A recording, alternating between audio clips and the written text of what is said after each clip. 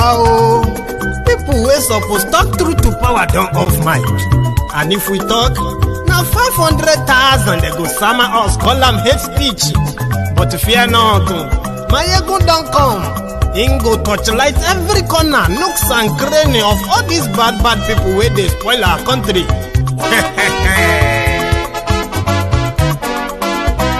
So my people make we laugh, oh, yo, yo. Maiyegun don't come, oh, yo, yo. My people make we shout, oh, yo, yo.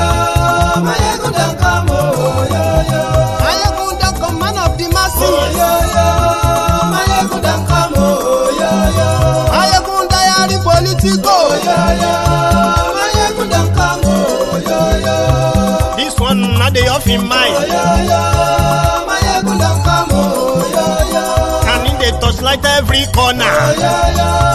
Maiyegun don't come, oh, yo, yo. Okay, some people be they holla say they want the power. Chai, them be promise us say we go get light and power. Nah. Them hustle sote they can't get the power. But now they know they do anything with the power. Every day, dollar just they get the higher power over naira. Still them talk say make we off mind. But thank God say Maiyegun don't come. So my people make you laugh, oh, yo, yo. Maiyegun don't come, oh, yo, yo. My people make we shout, oh, yo, yo. Maiyegun don't come, oh, yo, yo. Maiyegun don't come, man of the masses, oh, yo, yo. Maiyegun don't come, oh, yo, yo. Maiyegun diary politico, oh, yo, yo. Maiyegun don't come, oh, yo, yo. This one not the off in mind, oh, yo, yo. Maiyegun don't come, oh, yo, yo. Person where they do evil, no one make person talk. Them say that Maiyegun, that man too they talk. He too they talk. Say Maiyegun diary, he they hot like pepper. But every day then they take money in bulk. Woman picking, they the street they hawk. Still them talk say make we no talk. But thank God say Maiyegun don't come. So my people make you laugh, oh, yo, yo. Maiyegun don't come, oh, yo, yo. My people make you shout, oh, yo, yo. Maiyegun don't come, oh, yo, yo. Maiyegun don't come, man of the masses, oh, yo, yo. Maiyegun don't come, oh, yo, yo. Maiyegun diary politico, oh, yo, yo. Maiyegun don't come, oh, yo, yo.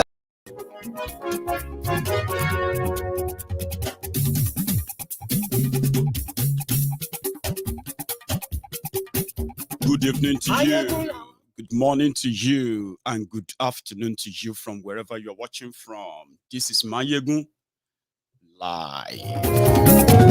Maiyegun làwa mọ̀, làwọn tó dòdòdò. Maiyegun diary, Maiyegun ti dé o, ọ̀rẹ́ ará ìlú. Maiyegun diary, lórí Facebook, lórí YouTube. Maiyegun diary, gbogbo bó ṣe ń lọ ni Maiyegun já wa sí. Maiyegun diary, àṣírí ọ̀jẹ̀lú kì í kó níbẹ̀ o. Maiyegun diary, bó bá ṣe eré àní Maiyegun máa wí. Mr. President, welcome. And I've been a student of Nigeria for many years. And first of all, I want to tell you that I have never seen such a hopeful attitude toward Nigeria and the United States as since your election. So I think we all here want you to succeed. My question relates to another area of Nigeria that hasn't gotten much attention during this trip, and that is the Niger Delta. It's a challenge that you're going to face. I wonder if you would tell us how you intend to approach it with particular reference to the amnesty, bunkering, and inclusive development. Thank you. Inclusive government. Inclusive government. You know, how you include, women, youth. I see. Yes. I hope you have a copy of the election results. Naturally, constituencies, for example, that gave me 97%, cannot, in all honesty, be treated on some issues with constituencies that gave me 5%. I think this is a political reality. While certainly there will be justice for everybody, everybody will get his constitutional right. But where the party in constituencies where they either share hard work, they made sure that they got their people to vote and to ensure their vote count. They must feel that the government has appreciated the effort they put in putting the government in place. I think that's really fair. It is smoke Igbo. It is taking them. Thank you. Now, share the broadcast. We'll come back to that later. We'll come back to, if you are looking for the genesis of the visible division you can see in Nigeria today, that is where you should point the fingers. But share this broadcast. I haven't started.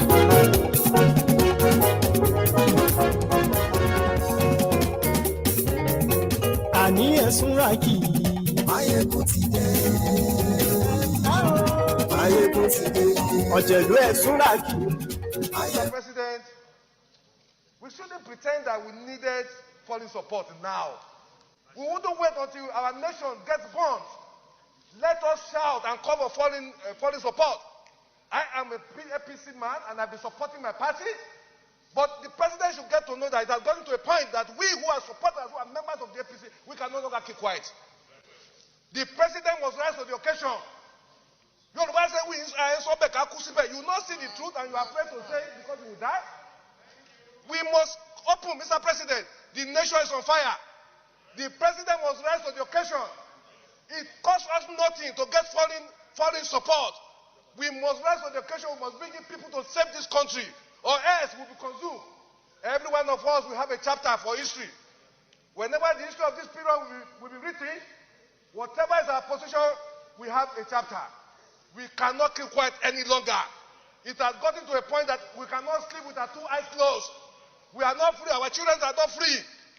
The president must rise to the occasion. There's no nation that is so powerful that doesn't need support of other nations. Individuals cannot say you will leave the war without any other person with you. So we must rise. The situation is our security system has collapsed. It has failed. And because it has failed, we need to look for foreign support. It costs Nigeria nothing. Forget the ego, forget the superiority of Nigeria in African nation. Today, we are facing serious problems. If our nation is to survive this period,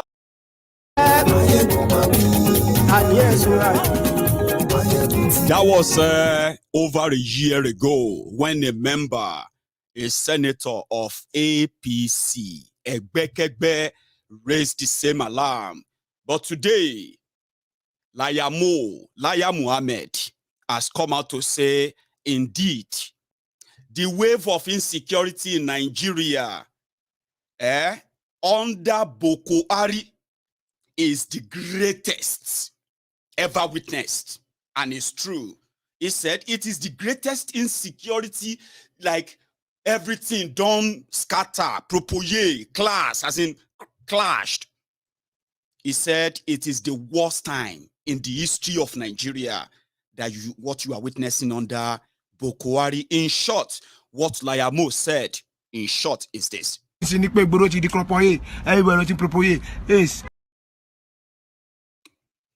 Now, that's just where we got our rider from.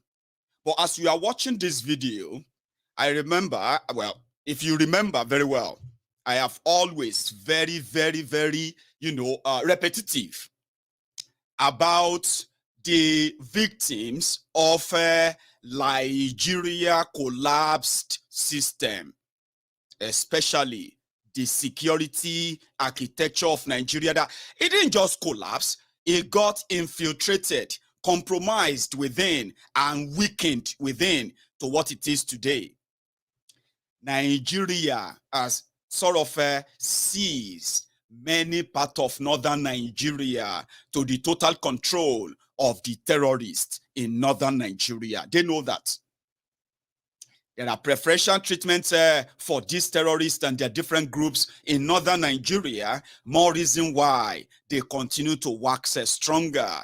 As you are watching this video, there are many parts of northern Nigeria today, from Zamfara to Sokoto to Jigawa to Niger to Yobe, and even Adamawa. There are areas there. I'm talking about areas as big, as large as a whole local government area, comprising of more than 40 towns and villages. That Nigeria has sort of completely ceased. They don't go there anymore. There is no police, right? There is no military. So whenever military want to go there, they are going there to at least challenge the controllers of those territories. It's like this, right? Knowing that, for example, if you are from Yoruba land, yeah, let's say Lagos, let's say the entire Ekpe local government area of Lagos is no longer part of Nigeria. Like, it is in Lagos, Abi, but the authority there is no longer Nigeria authority, it's no longer Lagos authority, it is the authority of the armed terrorists that Nigeria is protecting under this APC. So whenever they say Nigeria military killed 100, and you will never see those corpses, I mean the bodies of the terrorists anyway, but they usually know where they are. These are the areas across different states in northern Nigeria that are no longer in control of Nigeria. Now, guess what? Now, let's say the people of Ekpe, if you are watching me from Ekpe right now, or you are watching me from let me look for another local government, popular local government area like that. Not a city. They don't really control cities. They go to the interior local government areas and the towns and all that. Let me look for another one. Let's say in Ijebu, the entire Odogbolu local government area, which is next to Ijebu-Ode, right? The entire Odogbolu local government areas, my local government, is no longer controlled by Nigeria. How? Imagine it that all of you living in these places, right? You are now paying your taxes. If you are a Okada rider, if you are a taxi driver, if you are a farmer, if you are a landlord, if you are whatever you are, if you are a police officer, you better relocate to another place. You can no longer live in those areas, or else they will kill you. That's what they do. They kill them at will. So people have given up on Nigeria coming. Maybe all of you are preparing for election, Abi. Now, this is what you have right now in Nigeria, northern Nigeria, right? The people in these areas have now given up on Nigeria coming to help them anymore. They no longer pick up the phones or travel down to the city to report. They just submitted themselves to the terrorists. More than 500 communities alone. More than 500 communities in Niger State alone. That is where Babangida comes from. That is where Abdul Salami comes from. Sure, you remember? In that state, more than 500 communities are now controlled by these terrorists. You know what happened? They paid their taxes to them.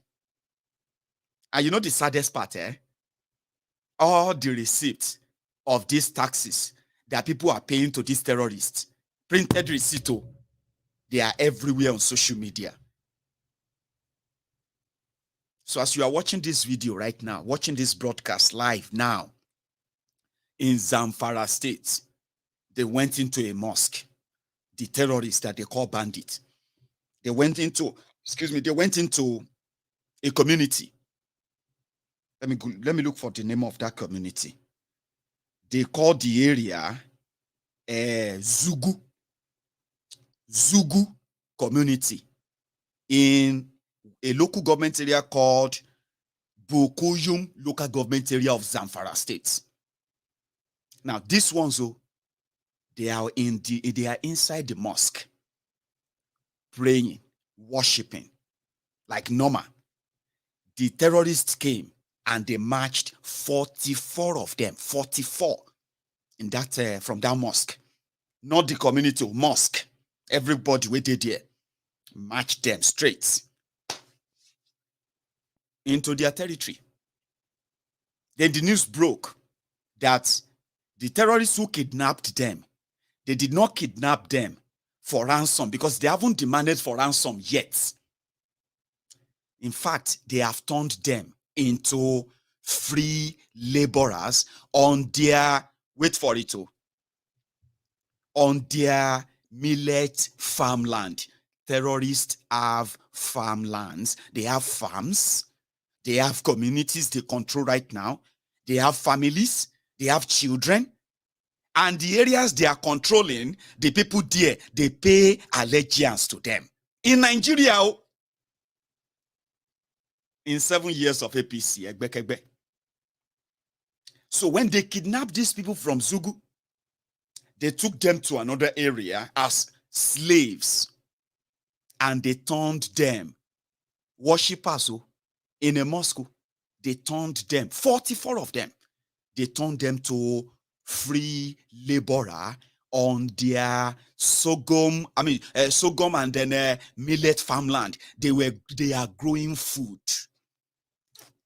I mean, tell me, if anybody is intimidating you because you are asking for Yoruba nation legitimately, you didn't carry gun to kill the soldiers or kill the police or kidnap anybody for money. You are legitimately, right, asking that Nigeria at this point, at this crossroad, if they care for the people who are trapped in it, if they really care for the future of those who are trapped in it, then everybody should agree that at this point to make everybody go their separate way. Well, the people who didn't come out to come and say that, Nigeria already ceded land, communities, including the people therein, completely, they have willed them to the terrorists. So that's where Liamo is coming from. 7 years of lying to you. Boko Haram has been technically defeated. December 2015. Boko Haram have been defeated, but they are now targeting soft people, soft targets. December 2016. Oh, those who killed farmers in Ekiti, those are just farmers' others clashes. How? Farmers killed on their farmland by trespasser who is armed. And then the government turned around, instead of charging or calling it a murder committed by criminals, they said farmers' others clashes. How do you clash? Listen, how do you clash with somebody on your farm, on your land, and you are killed there, and the government reported it as farmers' others clashes? Then they changed it, Layamo. They said those who are killing people in Nigeria, they are not Fulanis from Nigeria. They are Fulanis from Chad, Niger, Mali, Libya, and all these places. They were given excuses. Excuses upon excuses then. You remember? Now, 7 years after, they have admitted this is the worst ever. Even the Nigeria civil war, to them, cannot, this is not to spite the survivors of the Nigeria genocidal war called Nigeria Civil War, by the way. But you see the level people are being killed these days, even though Nigeria is not at war. I mean, you can possibly just say, as they have admitted, it's the worst of the worst that Nigeria has ever faced. All thanks to APC, Egbekegbe. So I don't know who I'll feel, and not just that, those ones are people in local community whose turn has come. In the same, I think it was the same Zamfara, where Boko Haram kidnapped 110 farmers and they beheaded them. And they left the heap of these mutilated bodies of kidnapped farmers, over 100 of them, 110. They slaughtered them. These were rice farmers, farmers growing rice. Nothing happened. Their killers were never caught because there's no plan to catch them anyway. right? So that's their own turn. Before the turn of these 44 people kidnapped, right? Talking about this same insecurity, ladies and gentlemen. Remember those that were kidnapped on the 28th of March this year. Okay. You may not remember the dates. A lot has happened since then, Abby. But you remember the victims, the passengers of Kaduna-Abuja Railway. Yes, they were those attacked on the 28th of March this year. And over 160 of them were kidnapped. Right? Now, so far so good. The families of those kidnapped, including children, have been buying back their family members from the terrorists. You'll be wondering, how is this so convenient? How did it become so convenient for terrorists to kidnap people en masse and be able to house them and keep them undetected for months? Well, the answer is very simple, because nobody is looking for them. Do you understand? Now, you see those unfortunate Nigerians who got caught up and their family members cannot buy them back. Right now, this week is the deadline. If their family members fail to buy them back, talking about ransom, your government has given up on you. Or let me say, your government has given up on them. Even you, Nigerians, you have given up on them. So many of you today are claiming to be fighting for your lives in the hands of APC, APC, unboot slaves, obedient fools, and the rest of them. They are also fighting to keep you sane. Anise, nibi lema kusi, boya lema dele. So you see, that battle has made many of you to what? To forget these people. That is what Nigeria is. They are forgotten. But their family members, the trauma is not leaving them. They are living with it, and they will continue to live with it. Now, for this week, the terrorists have told them, we are tired of keeping all these people now. Okay? Now we are going to sell them off. We'll sell some of them off as slaves. Those are the ones they are going to ship across Nigeria. They will be taken, sold off as slaves in Libya. For those who don't know that, they're already doing that right now in northern Nigeria. But they call it human trafficking. No, it's called slave trade. Guess those who are actually making money from it. Some of you don't know, or you probably know, and then you never really probably see it as something you should be worried about, right? The terrorism in Nigeria is beyond the mass gun running, the guns that have now invaded everywhere, every corner. The terrorism you are seeing is more than that. It is also more than the kidnapping people for ransom and every other thing you have been so used to. There are also, right, in this trade, those, if you are unable to pay the ransom demanded, there are those working as well with these terrorists in Nigeria, okay, that are ready to traffic you, right? If you are young, they will traffic you, you'll be sold off as slave to God knows where you are going to end in the whole world. Now, wherever you ended, right, most of the time, they don't even need you, your physical you, okay? Because they've paid the terrorists that kidnapped you. Now, what they needed is just what is so useful in you, your organ, whatever it is. And they will start looking for, including your blood type, your blood disorder, you know what I mean? So all these are being done in this multi-billion terrorist industry that APC, Egbekegbe, have now grown in Nigeria. Okay? So they said they're going to sell them off. In fact, the women there, they are going to have to marry them off. The terrorists are already raping them. They have been raping them from the day they kidnapped them. Now, you see, all of this is your reality today in Nigeria. I was reading earlier, yesterday. This one happened yesterday. 32 people, travelers, have been kidnapped by the same Fulani terrorists in Ondo State.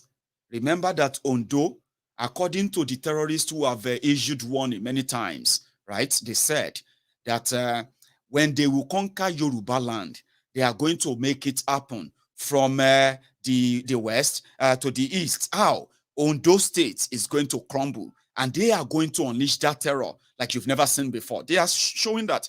Akeredolu knows about that, yeah? And I'm coming to that. They are going to attack you from the north, which is going to be Oyo. They have already been doing that since 1998. And the last 7 years, yes, you know the story, Abi.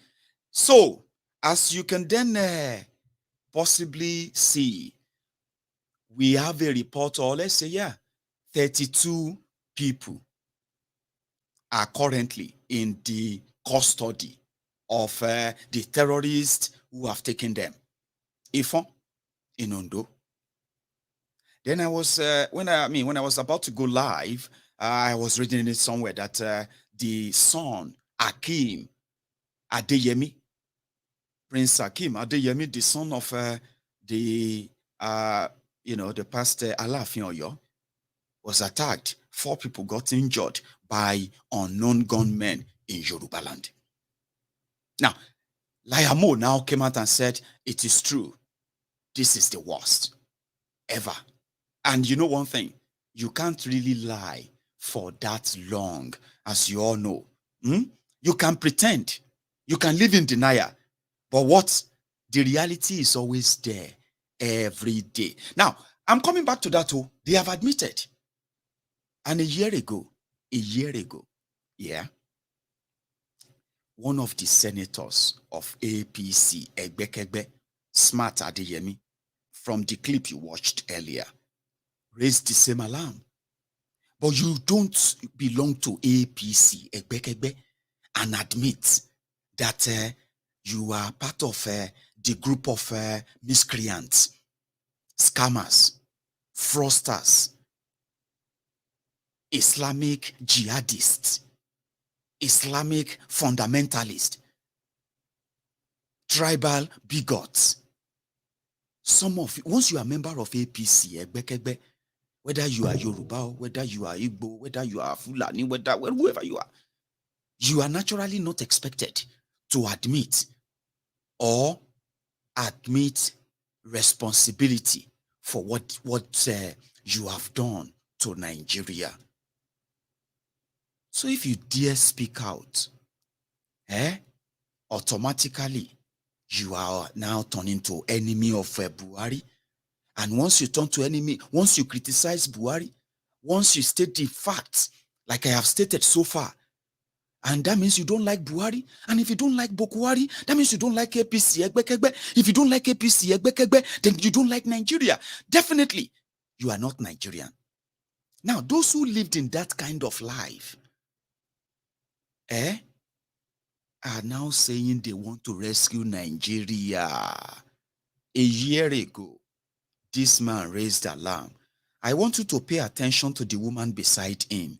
The woman beside him is the senator from Lagos. She is also the wife of Kolu Emilokon. Do you know who Kolu is? This is who Kolu is before I go to nígbà Smart. tá à ń gbàdúrà ká bọ́ lọ́wọ́ òkú ayé kan tá a sì ń wò pa ń bọ́ ń bẹ̀ lọ wẹ́rẹ́wẹ́ ìwọ ọlọ́run kí lè ṣe wa lórílẹ̀‐èdè nàìjíríà gan tó tún wá gbé kọ́ọ̀lù mìíràn bọ̀ kọ́ọ̀lù burúkú lélẹ́yìí abẹ́ ìbí ṣe à ń wò bí kọ́ọ̀lù. Now listen to Smart. And I also want you to listen to the interruption coming from this senator from Lagos, the wife of Kolu, our own Kolu. Now, listen to it. I'm coming back. Mr. President, we shouldn't pretend that we needed foreign support now.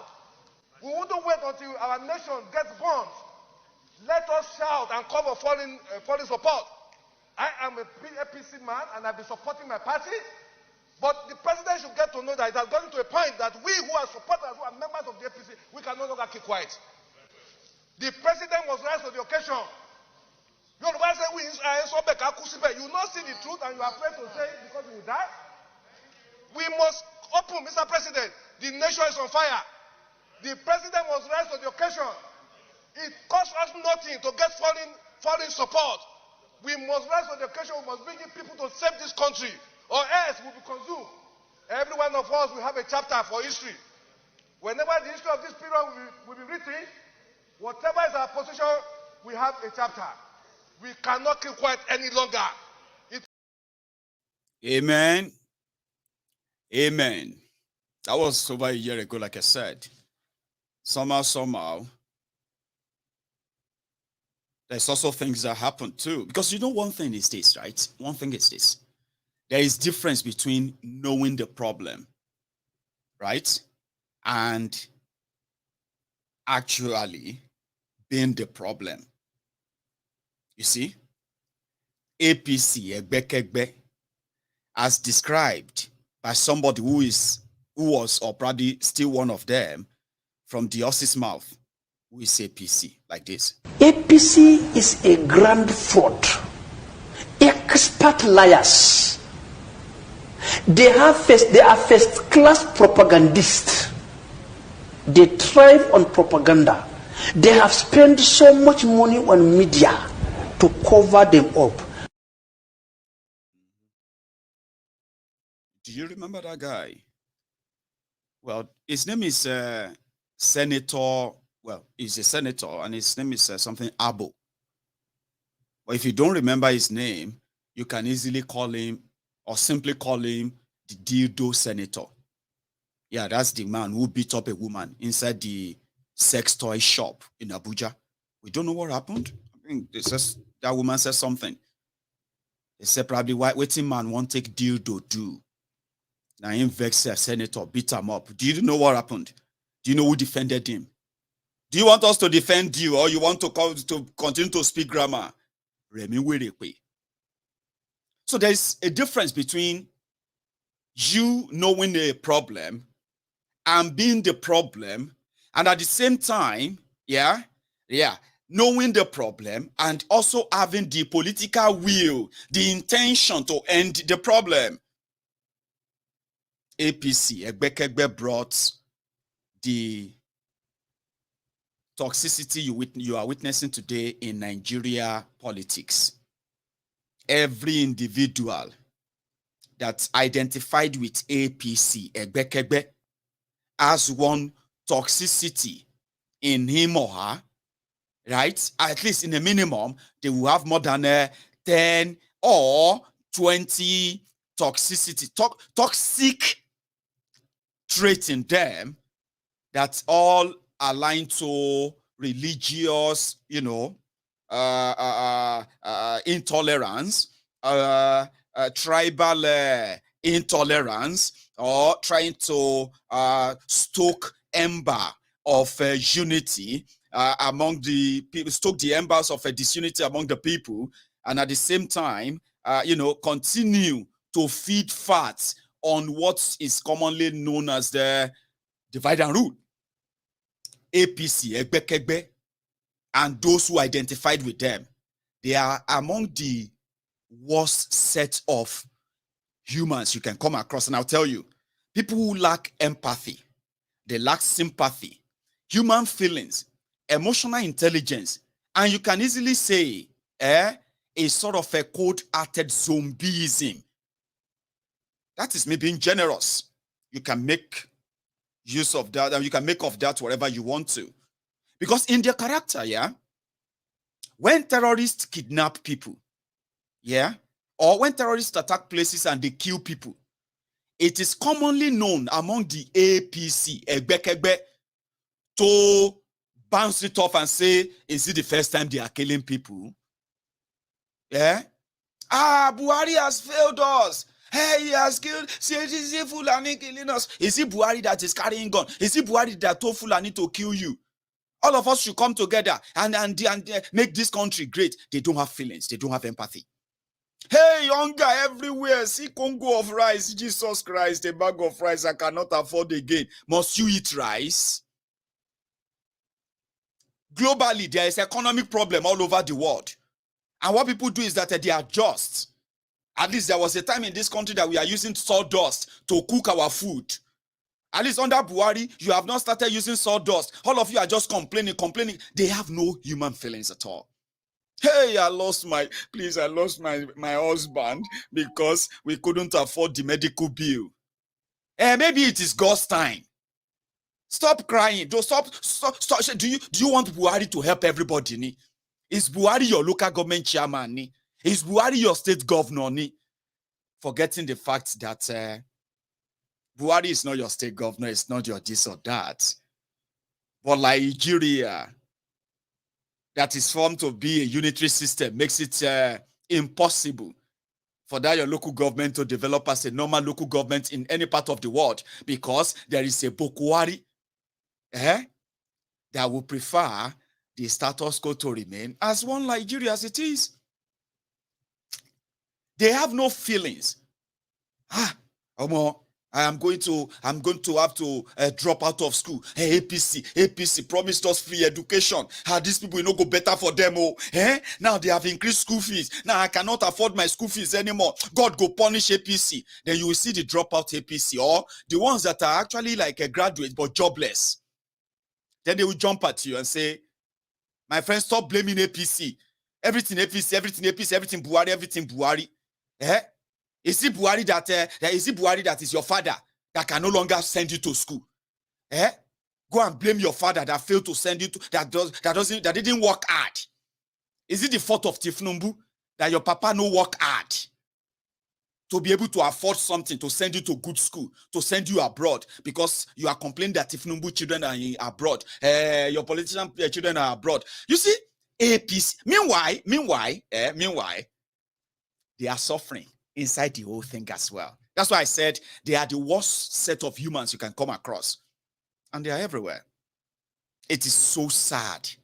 Yeah? That is APC. Ekbe are there are for you. And all of a sudden they said they want to come and they want to rescue you from Nigeria. They destroyed. They divided.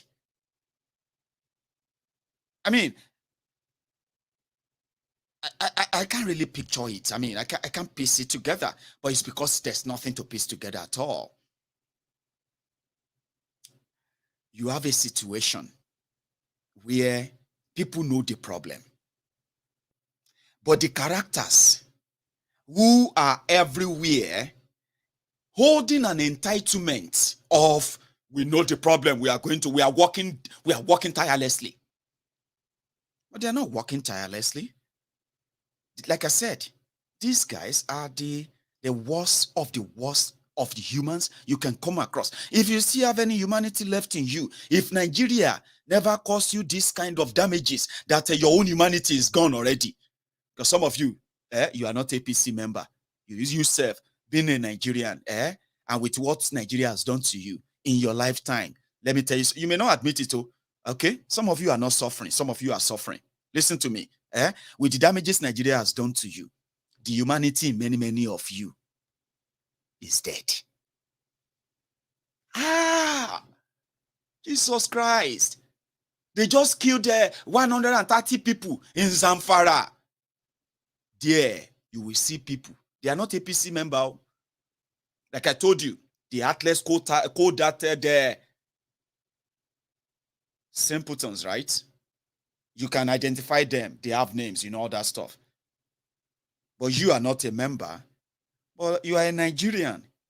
Nigeria don't destroy you already. To the point that 30 people killed in Sokoto. My brother and a family business, Jare. Tell me another thing. You no get news. This Maiyegun no get news again. Which this one are breaking news. Then kill 30 people, then kill 40 people, then kill 100. It no matter, they know they complain. Let's move on to another thing. But to you, Maiyegun, are you not seeing them? Are you know what I mean? But you don't know it. You are not APC member, you are a Nigerian. Humanity in you is either dead or it is dying. You may not see it as anything. That's exactly what the system has created. How? Those who are supposed to be the light, that really want to shine on the darkness that has enveloped Nigeria and Nigerians, all across board. You see, they are those who are actually the embodiment of that darkness. Whether your tribalism or na kind chronic one will make you feel like anybody who is not from your tribe is a threat. Somehow, you can't really define the threat, okay? But you can feel it. Now, Nigeria happened to you. You may not know. You may not know. I can feel it. I'm an Igbo man. And Igbo people are the most accommodating people, most loving people. That's true. That's fine. Then, when the tribalism in you, which Nigeria and your parents, okay, your community, and everyone around you, once that one kick in, so what do you feel about Yoruba? Well, it's just that all of us get that problem, Abi. Some of us are now learning to manage our way of seeing things away from the lenses that they have plugged, sort of ingrained in our eyes and our brains. But when you look at those who have the responsibility to make sure that you, from this other tribe or ethnic nationality, to be so proud of who you are, that you are not in any way intimidated by those who are so different from you. Respecting differences here. Normal thing that people preach is, let us come together. Let us stay united. Let us love. What is all this? Christians, Muslim, no be the same God. Yoruba, Hausa, Igbo, no be the same thing you want. Don't be way. No. People are making you think they didn't know that is possible. But those who have actually ingrained that division, those who were supposed to have the political will to give to you a country that you can somehow connect with, they are the embodiment of that division. And to them, there's nothing wrong in it. If divide and rule can keep them in power, then what is wrong in that? They are not ashamed of it. Now, they catch feelings, they get dreams, vision of what you believe. If we do, we go become great. But listen to me. The people in charge of Nigeria, those who have been there, those who are there now, those who are angling to be there, their vision of Nigeria, it's something like this. You may not understand Yoruba, but take a listen.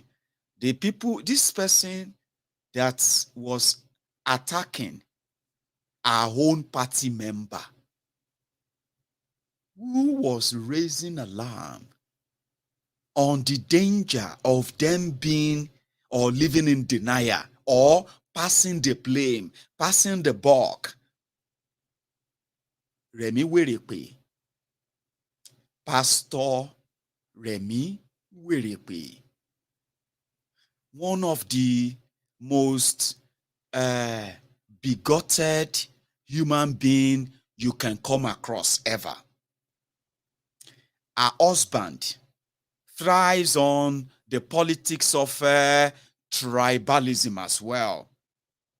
Now, what they implanted in people, mostly your politicians, is the fear that you can't see. They call it the fear of the unknown. If you look around you today, if you speak to any APC, Egbekegbe, Buhari Didirin, an humbled slave or sophisticated moron, you can smell the bigotry in them from miles away. Do you want to know where they got that from? They got that from those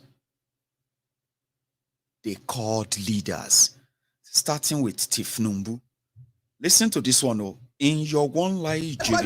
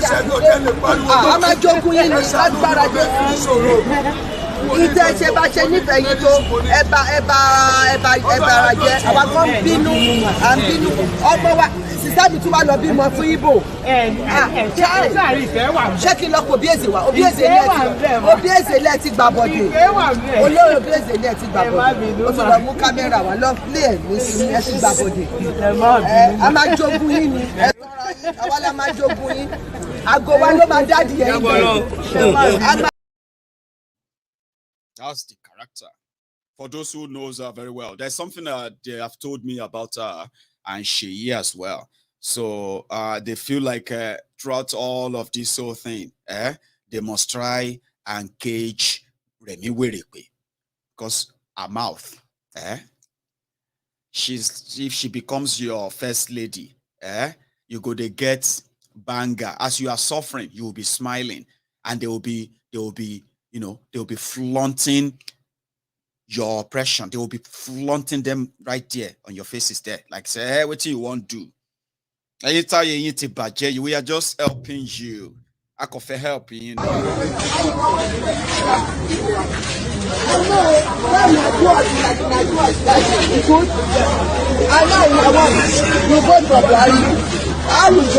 go no. Even we not the trust in Nigeria. My sister born for. That's Remi Werekwe. Now, if you see any Yoruba person that begins to speak in a way that you begin to wonder and say, but now who hurts you? You know that kind of thing, like, but wait. I don't know what you have been through in your life, but whatever you have been through in your life, how come you have managed to take in this amount of hatred, that an opportunity that you are spewing them out so much that you don't even care that the whole world is seeing what you are doing or what you are saying? It's because of people like that. And there are many. Do you know what Dele Alake said recently? You remember Dele Alake, the information commissioner under Tifnumbu? The same guy, I think I heard, is that the same guy they said they suffered a stroke? They had to bring him to London, and he's been in the UK for treatment for God knows since when. And anyway, I'm not sure, but you remember him, Sha? Dele Alake? You know what he said? When they were talking about your one Nigeria, you want to save Nigeria, be? Why Ashiwaju Awole, Ashiwaju Awatole, is far better than anybody to lead Nigeria in your 2023. Do you want to know what he said? He said, Ashiwaju Awole, Tifnumbu made so many people in this life, including so many Igbos, because we all know that it was because of Ashiwaju Awole's generosity that after the Civil War, when they gave the Igbos 20 pounds, no matter what they had in the bank at the time, that if not for Ashiwaju that created Igbo billionaires in Lagos, when Ashiwaju was creating billionaire Igbos, and the other Igbos in Igbo land, they were dying of kwashiorkor. Listen to this, They said when the Igbos in Igbo land were dying of kwashiorkor, Ashiwaju was making Igbo billionaires in Lagos, and Peter Obi was saving money in bank or investing the money in breweries. Now, let's take it in parts.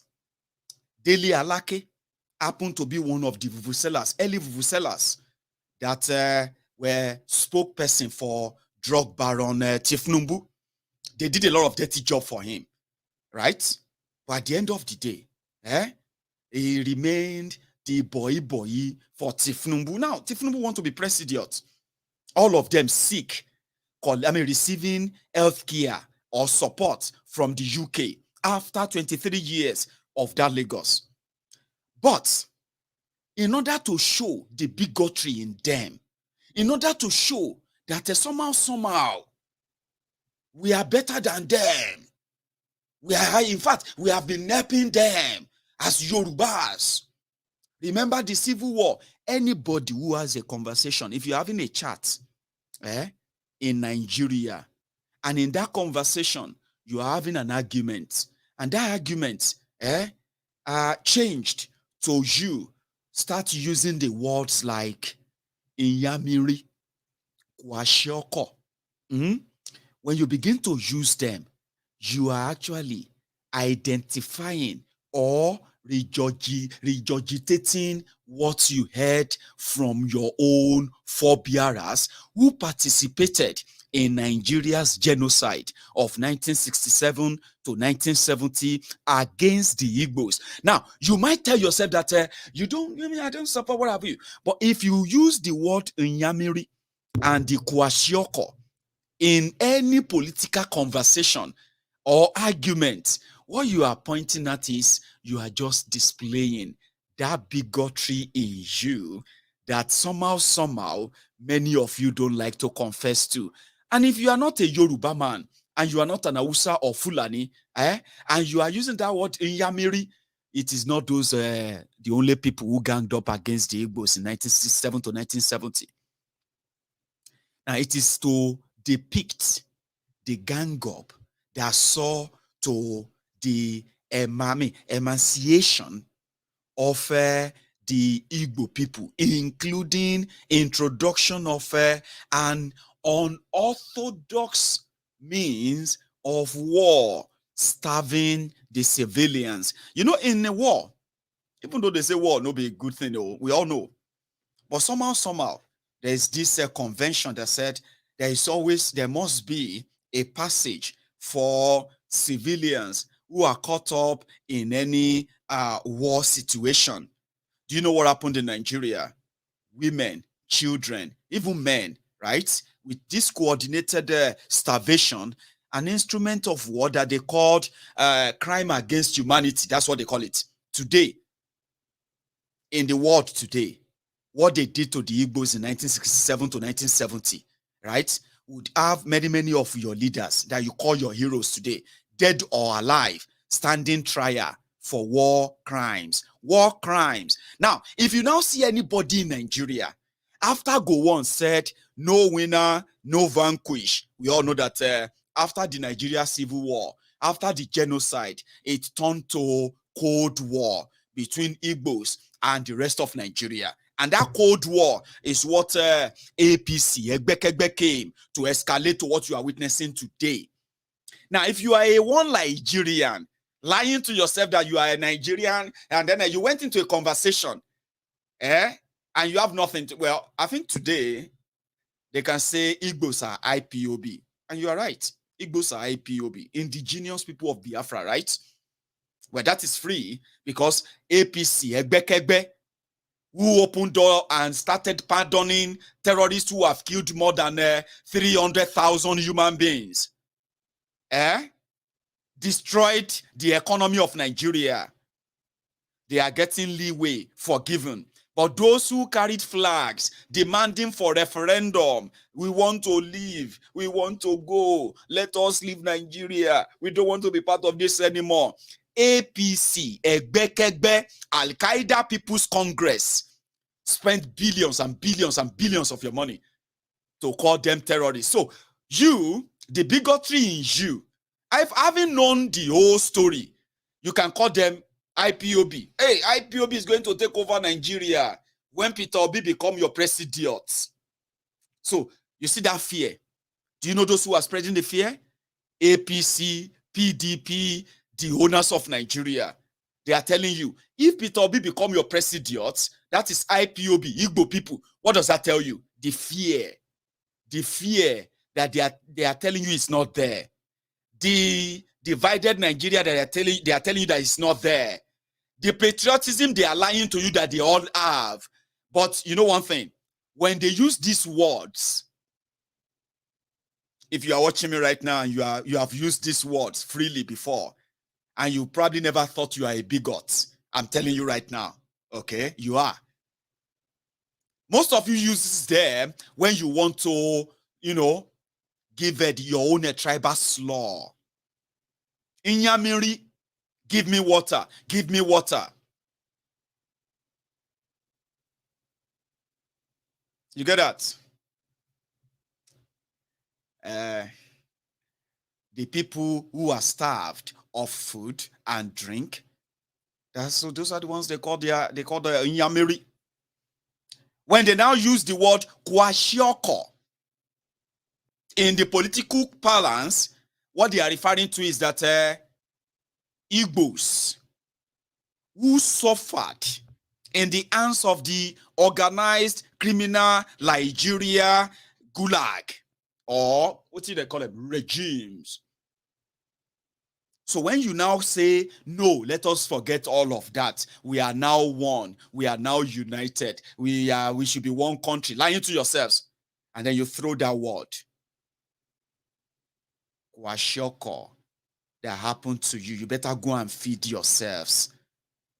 Well, good enough for the Igbos. They actually self-developed after the war. Congratulations to them. Nigeria completely ostracized them out of Nigeria plan or anything at all. But they somehow bounced back. But that was what Dele Alake was using on a platform where they wanted to sell Tifnumbu to the people. That, you see, the Igbos should be grateful. What is wrong with them? They have to be grateful to us. In fact, that Tifnumbu is even contesting to be president. There is no Igbo man that should dare, that stuff. Now, what I'm pointing out here is this. Your bigotry in you are not an overnight thing. Your political leaders, your religious leaders, your elders, your uncles, your aunties, they implanted them in you. And every given opportunity, you don't wait to unleash them. Let me tell you something. It cut across. And you can put yourself wherever you think you belong. Because it cut across. You have the bigoted, tribalistic. Being tribalist is not a bad thing. But being a tribalist that feels like, or that fears others around you because you feel like somehow, they are a threat to you, and you are in the same country. That's going to be a pure lie that some of you hate to admit to. But these are the guys who implanted them in you. If you see Igbo politicians, when they want to talk to the poor, misinformed, ignorant Nigerians, they push that agenda. Be careful of the Yorubas. When you see the Yorubas like Remi Werepe and her husband, Tifnumbu, they push the agenda. If you're a Yoruba person, you have to be a bastard for you not to follow Tifnumbu. But the point here is this. If they are sensible, if everybody is honest, okay, put it this way. Buhari is Fulani from Niger Republic. Atifku is Fulani from Cameroon. Tifnumbu is Yoruba from Iragbiji. Peter Obi is Igbo from, I don't know Peter Obi's town. Where is his town again? Anambra. Who else is there? Give me names. I'll tell you what I'm doing soon, okay? Now, let's start with Buhari. In fact, Obasanjo is a Yoruba man from Egba or Owu. Now, Obasanjo as a Yoruba man, as somebody who wanted to be president, or as president of Nigeria, Obasanjo had or still have Yoruba, Igbos, Hausa, Fulani, Ijo, Christian, Muslim, Babalawo, Mamalawo, Hare Krishna, Shalom, anything where you just face, as Nigerian, they will tell you they will do anything Obasanjo has them to do. Do you know that? For whatever benefit they've gotten from him, whatever it was, whatever it is, you will see everybody there, Abi. But you see, when Obasanjo, right there, I'm coming, Buhari, you will see the same thing, Abi. You will see Yoruba, you will see Igbo, you will see Hausa, you will see Fulani, and everybody. They will say they are for Buhari. The number the number varies, by the way, according to this group of people from all Nigeria. Then you have Tifnumbu. Tifnumbu has Yorubas, as a Yoruba Abi. He has Hausa Fulani who are shouting, Emilo kan, Abi. He has Igbos who are also shouting, Tifnumbu, Ashiwaju, this, blah, blah, blah, blah. You are seeing everything, Abi. Good. Then you have Peter Obi, where the same thing, Abi. You have Igbos, you have Yorubas, you have Fulanis, you have Hausas, you have everybody shouting, obedient, obedient, I'm obedient, I'm obedient. But when you now relax, the way you will know that some of you may not believe this, una don mad beyond anything any doctor can diagnose, except somebody like Maiyegun. And I will diagnose your mental problems now. When I say you are not united, there's nothing called one Nigeria. You sometimes kind of, it triggers some of you. But I'll tell you now. You see the Emi Lokan, Baba we nowhere, where they shout Emi Lokan, where and they shake, leg they shake, the Baba we nowhere, where they, the people there who are Yorubas, they have the bigotry and the lies in them has blinded them to, when they talk, they will tell you, all the Yorubas who don't support Tifnumbu, they are bastards. Have you heard them say that many times? Yes, they have said that. I've told you not to believe them. You don't believe people who have mental problems, but they don't know, okay? Forgetting the fact that there are also Fulanis, there are Igbos, there are Ijos, there are, though, like I said, the numbers may vary based on who being a Yoruba man, you probably expect more Yoruba. But the bigotry of one Nigeria in many of you are jumping up and down. You want all Yorubas to go for Tifnumbu. Anybody that is not, is enemy of Yoruba land. Because Tifnumbu should be president of Nigeria to then be in the affair of Igbos, Fulanis, Ijos, Hausas, everybody from everywhere is a Yoruba man. As a Yoruba man, you have to. So what do you then call the Fulani, the Igbos, the Fulanis who live at Tifku for Tifnumbu? What would you call the Igbos who left Obi for Tifnumbu?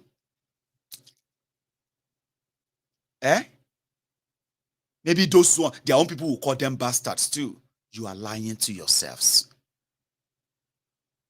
There is this existing bigotry in you, which has placed all of us at cross or opposites of one another. But we can pretend to say, but you know, Some of us don't like living that lie. We love saying it exactly as it is, and we love to live it the way it should be by telling ourselves that we can all live better. You can even bring Kolu to come and be the president of a free, independent Yoruba land and see if the Yorubas will queue behind him or not. But it is what Nigeria is. The selfishness, the self-centeredness, the greed, the me, which is the reflection of all of you that you have in those who are parading themselves as leaders of Nigeria. We are the leaders of Nigeria. We know the future. We know the plan. All of you should learn from the leaders. Your leaders are bigoted criminals, and you are their proud disciples. Where do you think they are taking you? Where? They are taking you to the where? To the Golgotha. They said the Golgotha, or to the Armageddon. Armageddon is, you know it. They have failed. You are on your own. If you are a young person, you are on your own. For the past 1 year, if not more than that,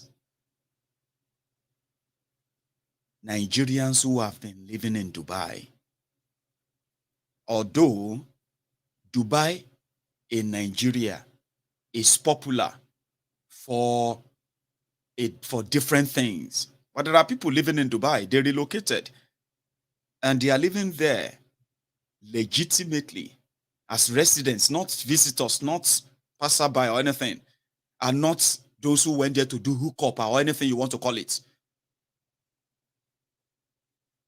But these last 2 years has been a hell. Just not. I'm focusing on Dubai right now. If you are watching me from Dubai, you probably know what I'm talking about. Over time, many of you have managed to weather the storm when your country, supposed country, is nowhere for you. And I'll tell you something. In Dubai, where many Nigerians have now turned to for their own greener pasture,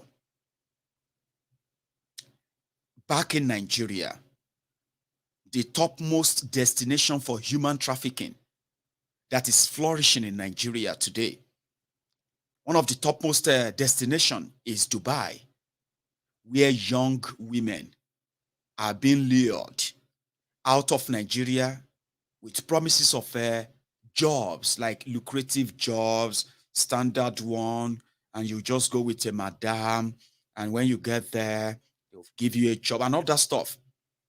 Those who have been living in Dubai legitimately, working normally, many of them embarrassed. So many of them have been crying out for help when they have met many of the victims of this human trafficking to Dubai. That's not all. The Dubai government, or let me say the United Arab Emirates government, have always been clamping down on Nigerians on all these criminal activities, by the way. But it hasn't gotten to a point whereby they have now had enough. And I'll tell you, right? The criminality of Nigerians who saw the Dubai's visa procedure as one of the easiest at the time to use, so they turned them into other criminal enterprises. In fact, some of them left Nigeria and they started what you can call courtism. The same courtism you are facing in Nigeria, although they didn't have access to the same sophisticated weapons that they have access to in Nigeria. But in some part of this United Arab Emirates, where that are now becoming more populated by Nigerians from different parts of Nigeria. When I say different part of Nigeria, right, there are some developing stories to tell you the categories of criminal Nigerians who have relocated to that same Dubai to perpetuate different criminal activities. Now, the criminals who envelop the Dubai, who have now put the Nigerians, those who are living there legitimately, right, on the spot, many of them with the current visa rule, they would have to leave Dubai and live the life they are building for themselves. The ones Nigeria couldn't guarantee them, they would have to go back. Affected today, I'll tell you. Cultists, aye, alora, yeah, this, that, then carry and go Dubai. To the point that to claim ground, they started attacking themselves. Even attacking non-cultists or non-Nigerians. There are videos, I can't share them with you, okay? But if you want to see some of the videos, okay, just go on YouTube. Nigerians in Dubai or Nigerian cult wars in Dubai. Mostly by the Nigerians from the southern part of Nigeria. But that's not all. Those who are into internet scam, fraud, and all the rest of that, they have managed to also relocate to that same Dubai. You're counting the crook. Apart from that, your politicians looting your money, starting with the former vice president of Nigeria, Atiku Abubakar, the former chief of army staff of Nigeria, Buratai the Butcher, your governors, your senators, they have managed to find a new haven in United Arab Emirates, where they have been reinvesting the stolen money from Nigeria. Same thing when you are talking about money. Terrorists who are also making lucrative money in Nigeria. Terrorism that has enveloped Nigeria and has turned many unknown people right now to unimaginable billionaires, including in dollars. The terrorism as well that has enveloped Nigeria today, we have come to know that majority of it as well are being planned from Dubai. Yes, Dubai, United Arab Emirates government arrested 6 northerners who have been raising funds, transferring money, processing and laundering money for terrorism acts in Nigeria, specifically in Nigeria. They were based in Dubai. They were lecturers in their universities, teaching Islamic study, Quranic study from northern Nigeria, based in Dubai. But they are not teaching Islamic study. They are not teaching about Islam. It's just a cover uncovered by Dubai. They were planning and they were funding terrorism in Nigeria from Dubai. Dubai told us about them. But you see this last one, they couldn't take it anymore. This time, they figured it out. That the people that are in the age bracket of these criminalities in Dubai, in United Arab Emirates, they are mostly Nigerians under 30. Does that ring bell to you? Does that make any sound to you? I mean, does that make any kind of sense to you? Don't worry, I'll remind you. Do you know that they have said it, that the population of Nigeria today, right, at over 200 million people, comprises of over 70% of this population comprises of Nigerians between the ages of 18 and 35. Population of Nigeria, 200 million, is a population of young people between the ages of 18 and 35. Guess those who have fallen into the bracket of human trafficking, kidnapping for ransom. They have been the Nigerians in this bracket. If they have told you, or if you are aware that Nigeria being the poverty capital of the world today, as in that basket, over 128 million Nigerians living in excruciating, abject poverty created by these criminals. Guess those who make up the largest number in that bracket? Young people. So when they traffic people, they traffic young people. When they kidnap people to harvest their organ, they kidnap young people. The amount of people missing in Nigeria today, as much as you can't really track many of them, they are majorly young people. Are all of this making any sense to you? No. Dubai just discovered that all the victims of Nigeria misgovernance, Majority of them are young people below 30. They have found their way in. And to stop the influx, they have to stop them from coming. According to, she had this to say. So what the Dubai authorities have done is this: they've made their visa processes more stringent. So before, now to go to, if you are below 30, no visa for you, male below 30 is very difficult. The big so stringent that you're not likely to fulfill it. It doesn't matter who you are. Secondly, if you're going to Dubai now, you have to provide a 6-month bank account. You have to have your return ticket, and you must show proof of accommodation. Where are you going to stay? And if you lie about where you're going to stay, they're going to know. So they're going to tell you back. And I want to use the opportunity to warn Nigerians that if you do all those things and you get to the airport, they will tell you back and they say, oh, save me, it will be difficult. So let's learn to obey laws of other countries and just do the right things, because there are too many good Nigerians in Dubai, too many good Nigerians. And what I'm glad they've done is they've come together to tell their own stories and tell the authority that this is who we are. Don't judge us by these people. We're only here, we're working diligently, we're spending our money, and we're contributing to your economy. So I hope that works. We keep sensitizing and raising the awareness, but it's a bad case.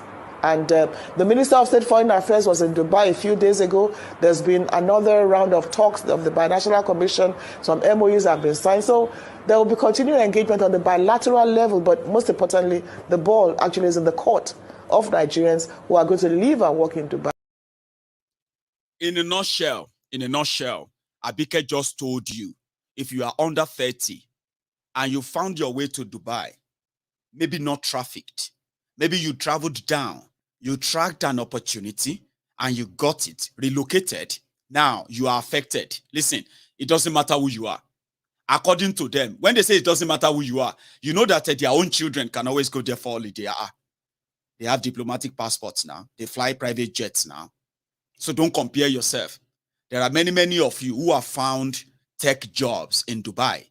Yes, I am aware of many of young Nigerians today who are getting jobs, tech jobs, retail jobs, so many other nice jobs from Nigeria. They are getting employment offer and all of that. Good pay, good stuff to relocate to Dubai. Genuine ones, so I'm not talking those who are trafficked though. You are all caught in it now. You just have to find your way back. But if you are 30 and above, they have their own conditions for you too. The bottom line is this. We don't know how many other countries are still going to do this anyway. The bottom line is, as Nigeria continues to go down, you as a Nigerian, we are not safe. We are endangered all over the world. Do you now see why? If you join in validating one Nigeria, where all these fundamental flaws, fundamental differences are not addressed and resolved genuinely, then you don't know that you're actually contributing to the destruction. That today you are not a victim yet, possibly, but it's likely going to happen to you sometime soon. So in a nutshell, they are on their own. But let me show you what it feels like in Dubai for those who got caught up. Just a short clip, by the way. Good day, fellow Nigerians. Please, we are calling on federal government and every other Nigerians to please come and help us. We are citizens of Nigeria stocked up in Dubai, precisely in Alawi Immigration Center. Please, we are calling on Nigerians to come and help us. We are stuck here. Besides, this is about 2 weeks now I've been here. And today, this is 4 o'clock precisely. We have not eaten since morning. There's no food. We're just here sleeping and waking up morning to night. We are not hearing any information. Please, we are calling on federal government and every other Nigerians to come and help us. Please, we want to live here. We are tired of this country. We want to go to our country. Please. Thank you. If you are in Nigeria, you see what he said there will be funny. You see, if you are in Nigeria and then you are a proud Nigerian waiting for your own japa, the day you leave Nigeria and they show you that you are not wanted, you will be begging to be sent back to that Nigeria. Yes. That is why some of you who are currently living abroad in diaspora and at the same time to continue to wish for Nigeria this pathway to destruction, this servitude of one Nigeria. You don't know. You don't know. You don't know nothing. If Nigeria happen to, it can happen to me. It can happen to anybody. I'm not taking myself out. That is why I'm like, if I am going to be sent back to Nigeria, like some of you say, come back home, come back here. I know I'm being sent back into what I know, what I've talked or spoken about all the time.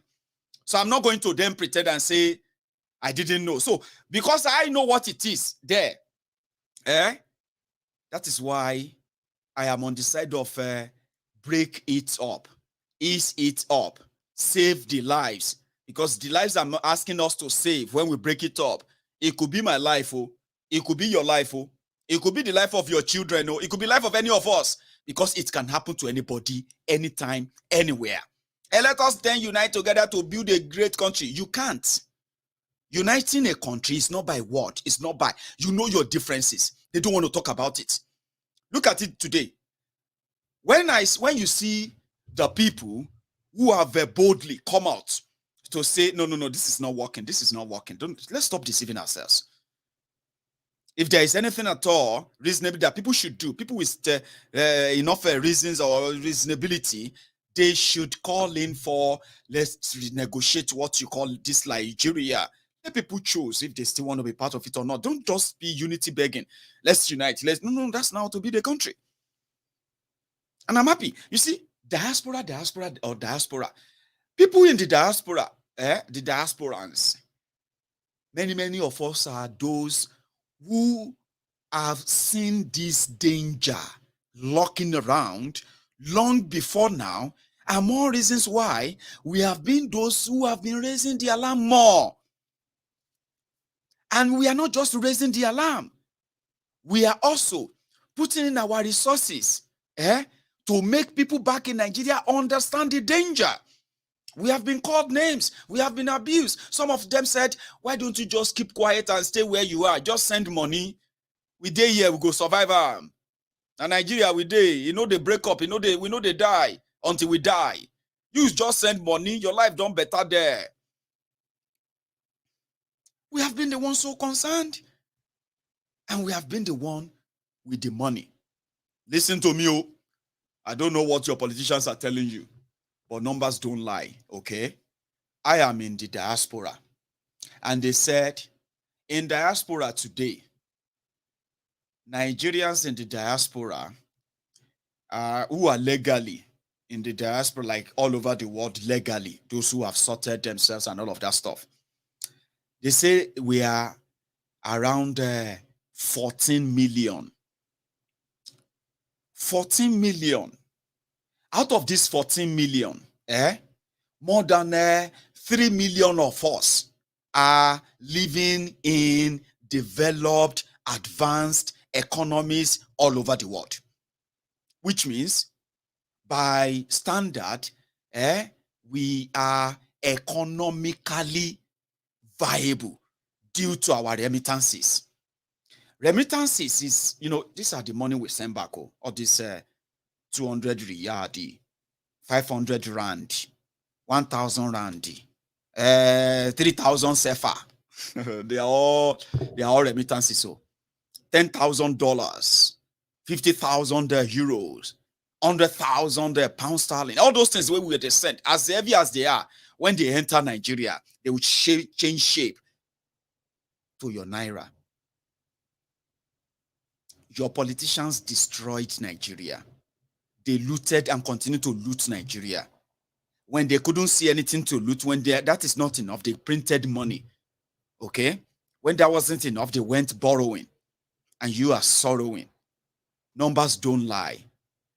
The illegal Nigerians who are living illegally, some of them who are not even claiming Nigerians anymore.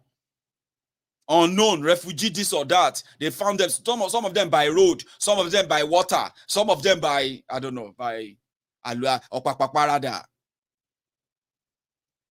They are not documented as Nigeria. They said you will see over 20 million people from Nigeria scattered all over the world today.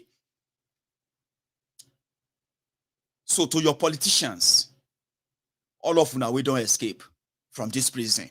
Mind your business. Send money. Fine. That is why everything they do, they are scared if the diasporans are going to return and help to break up Nigeria. They are scared. If you look at the people who have become so fearless, who have become so consistent in demanding for the referendum in Nigeria, the change of the constitution, and the breakup of Nigeria for peace, you will know. And those who are not just consistent to spending our money, we are mostly not in Nigeria, outside Nigeria. Am I lying? Shall I lie? The people who actually carry this thing, we carry the bag, the odogus who carry the bag for Biafra struggle, to leave Nigeria, the odogus more, the odogu male.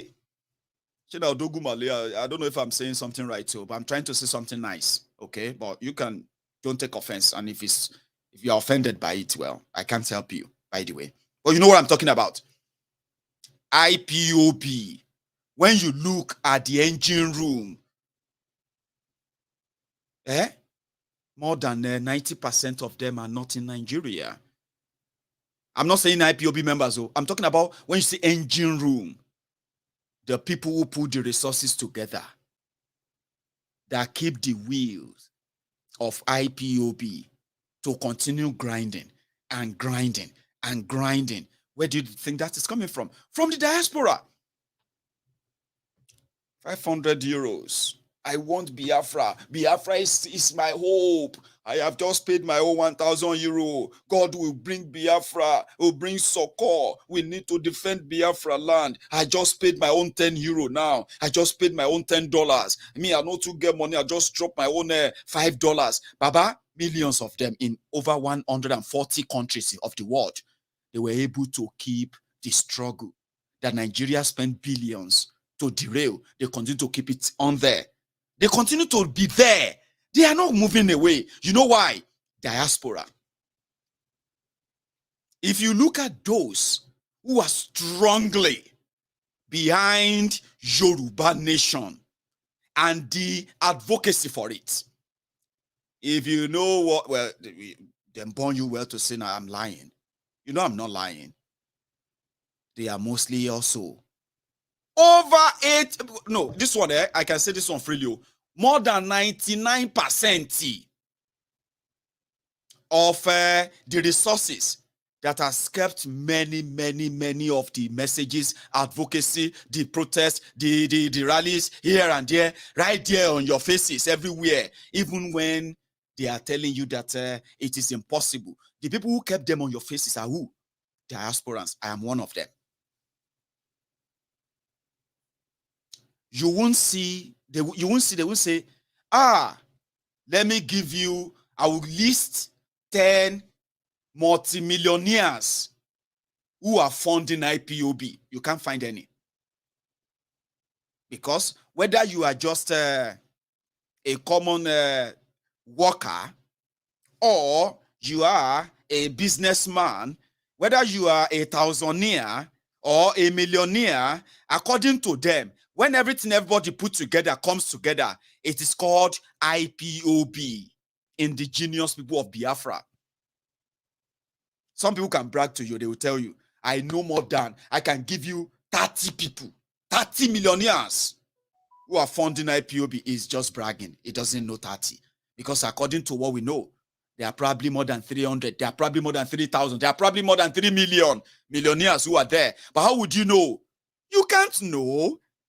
Because they have one name, one tag, that whether you put $10, whether you put 10 naira, whether you put 5 naira, when it comes out, that is the engine, that is the wheel. Same thing with the Yoruba advocacy too. So somebody just discovered that after Showore tried to speak, and you can be very honest if you won't be honest too.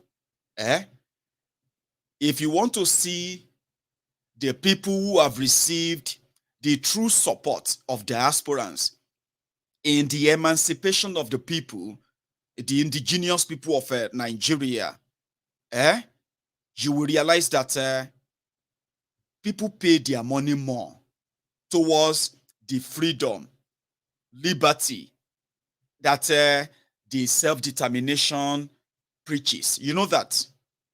Than they gave or they will give to Nigeria politicians, which simply, to put it simply, yeah, you will tell easily that more Nigerians outside Nigeria are willing, ready to fund the process, peaceful dissolution of Nigeria, where everyone can go their separate way. On record, though, I'm talking about facts now. I'm not talking about fiction.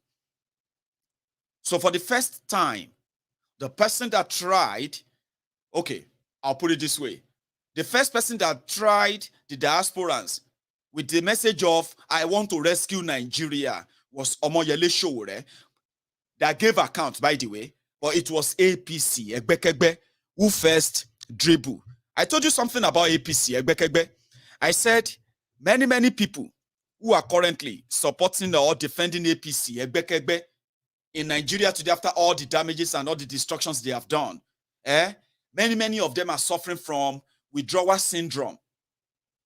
The withdrawal syndrome, after realizing that they have been duped. You know, when you are so confident that you are doing the right thing, and you later figure out that you are duped, then you'll be asking yourself, how did I become so stupid? How did I believe all the lies? Now, because of shame, you just have to double down and say, no, I'm not duped. No, I am not duped. No, they didn't scam me. Many members of APC, Egbekegbe, that is what they are suffering from today. If you will say, APC, Egbekegbe, with Tifnumbu and their propaganda machine, they were the only people who successfully scammed educated people, illiterate, young, old, rich, poor. They scammed pastors, afas. They scammed babalawos, mamalawos. They scammed foreigners. They scammed oyinbos to make them believe that they are coming to rescue Nigeria. Bring back our girls, bring back our girls, bring back corruption, bring back all of that. They scammed everybody. They even scammed diasporans too. If you see some of these people who are living abroad, for the past 7 years, they told you when APC, Egbekegbe, become the takeover government of Nigeria, they were going to relocate back to Nigeria so that because Nigeria is going to be a great country, they were going to relocate their businesses. Some of you didn't know how far APC duped them. I'll show you. In the 2014-2015, APC, Egbekegbe, saw the opportunity when they realized that these people, they remit over $30 billion. Where the money? Because according to them, you know, Nigeria is a rent-seeking or rent-taking country where politicians who have no idea of how to run a country are more interested in what they can take as rent from that place. They don't care about the rest. Among diasporans, they send money, $30 billion. How we go collect our share? 2015. They were the first set of people to scam the diasporans, especially those who fell for the change. Some of them are watching me right now. Did you pay money to them then? They said, hey, diasporans, we are coming to rescue Nigeria. Diasporans can now donate. So this is Buhari. How many of you gave them money in 2014, 2015? You are abroad right now. You didn't relocate back to Nigeria. You see, in 2015, they added bank account, they added online word remit, they added everything. And people, they pump money. APC made so much money only for them to come and give you a country ravaged by poverty, invaded by terrorists, and now the most corrupt of them all. Now look at you.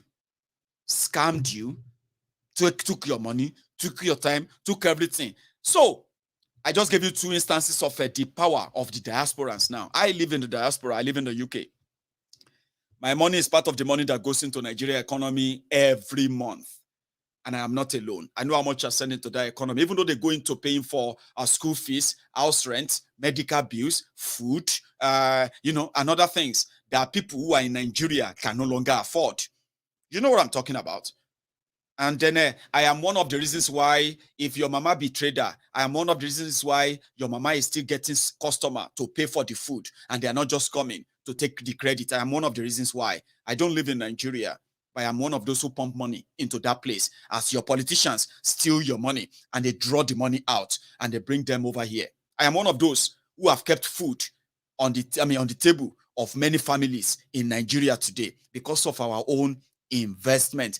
Nigeria goes about using you and your generation yet unborn for loans. The loans that are to be repaid back for the duration of 80 years, 100 years. Your children, children. That's their wish for you. But I happen to be one of those who bring that money into that country. That allows those who are traders to get customers. That allow those of you who have other different services to get people to pay for those services. As excruciating, as painful as the criminals in Nigeria have made Nigeria today.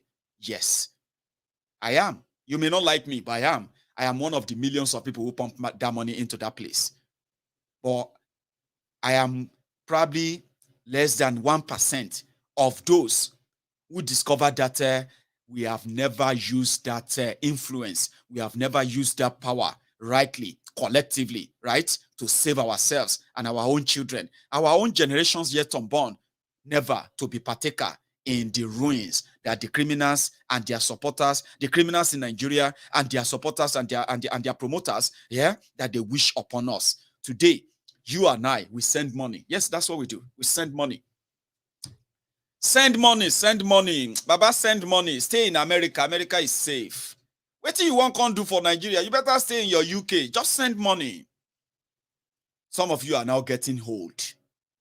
Here you are. You have to make up your mind. Are you going to just say, fuck it? If I go die, I go die. I don't reach 70.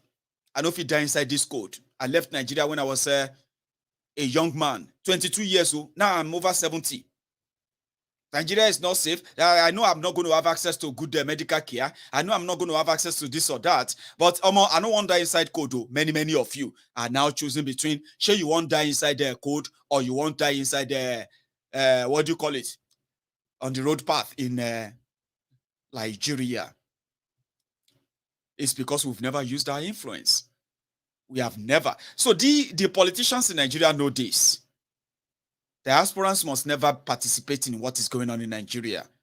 If they participate, then there's going to be a problem. When we decided to participate in questioning the foundation or whatever structure they call of Nigeria today, after exposing all the fraud and the lies, you can tell today it is telling on Nigeria, isn't it? Until when they now said, the fear, some of you, you are Yoruba, they have made you to be afraid of Igbo, afraid of Fulani, afraid of Hausa, afraid of this or that. Normally, Nigeria has created that already on you, even though they have told you you have no chance. But you see, those of you who are abroad, they are now creating the same fear that they have created, or divide and rule, that they have created among you living in Nigeria right now. What is that division? Nigerians abroad are foreigners. Can you believe that? Me, I'm a foreigner now.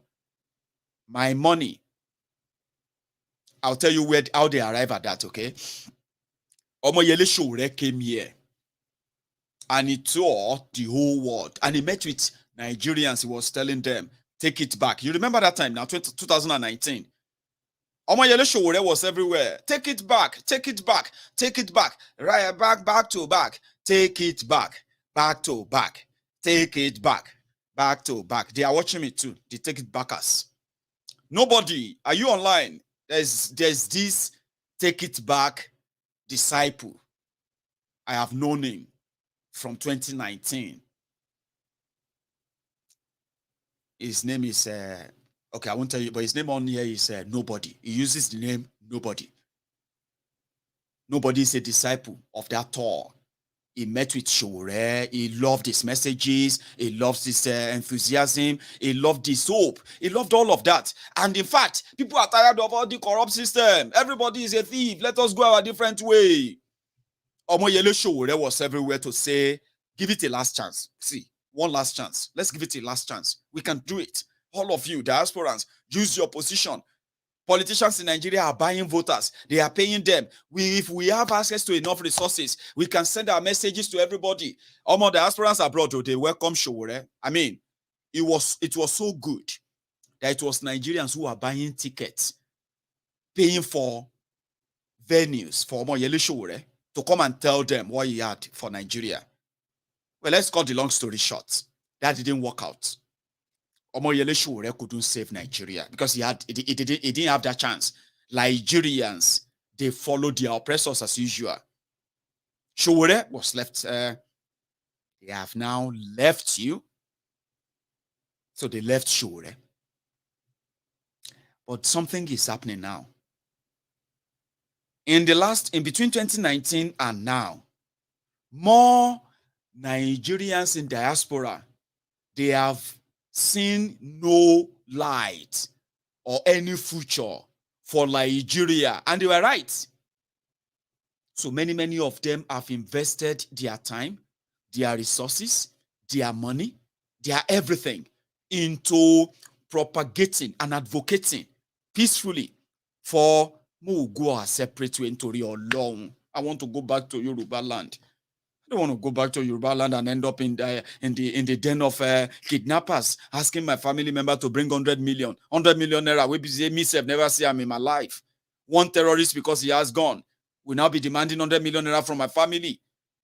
I want to go back to a safe place. Nigeria is not going to guarantee that. We know. Diasporans are buying more into that. And they are not just... They are investing more into it because they are believing more in it. Peter Obi just came from nowhere. Hey, Sorosoke, they came. Now, that Peter Obi, who has now tapped into that diaspora, he said he wants to take just 1% of whatever diasporans are giving to Nigeria. That he needs just 1%. To what? To dislodge the establishment, the PDP, the APC. So, and he knows the APC, PDP, they have impoverished Nigerians so much that Nigerians, rather than them to give money to political party, they would rather collect money. I'm not saying this to despise you. To spite you, the obedient who I have seen your commitment, I've seen your dedication using your own money for Obi. But Obi knows that if diaspora can give him just $200 million, $200 million, PDP, APC, then go smell themselves. I'm just saying this because it has now become a threat to the establishment. Like I said, the APC, Egbekegbe's hypocrisy, lack of responsibility, and blaming everybody else but themselves for their own failure. In 2014, December, this is what they posted, asking the diasporans to give money for change. But do you know something? Today, you may wake up tomorrow, your obedient, may have been disqualified. Maiyegun, do you want them to disqualify? Should go disqualify me? No, be me. I'm just saying. I just want to see how you react. Maybe the whole thing everywhere just bust. And just they wait for when everything go bust. I told you. I said to break up Nigeria is not going to be your work. It's not going to be my work. It is going to be done by the people who are fraudulently and forcefully, criminally keeping Nigeria together. Not for the benefit of Nigerians, but for their own benefit, their own selfishness, their own greed. You, ignorantly, supporting them, trying to save that Nigeria. Guess what? Their greed, their selfishness, everything they have done are what will eventually break up Nigeria. You are going to be alive. You are going to see it. You are going to write about it. Your musicians are going to sing about it. Your actors, Nollywood and the rest of, they're going to do movies about it. It's going to happen, not because I want to see it happen, not because a lot of people want to see that happen only. It is because whether you like it or not, the actions of your criminal leaders, they are all contributing, and they are in fact making the work of breaking up of Nigeria to become easier and easier, although looking complicated and all that. No. They will do the job. We just want to make sure that when they have concluded their job of breaking up of Nigeria, when the pieces of it are being put together, they will never feature in those new countries again. It doesn't matter whether you believe or not. I've told you that many times. It is not the amount of guns, the amount of soldiers, the amount of this or that you think you will need to break up a country that will break up Nigeria. No. It is the greed, selfishness, impunity, state-sponsored criminality, the divide and rule that they have benefited from. Those are the things that will break up Nigeria. Now, so you go sit down and say, when did Nigeria become this? Many of you are already asking that question. How did we get here, Tori Olong? Who are you asking? How did you get here?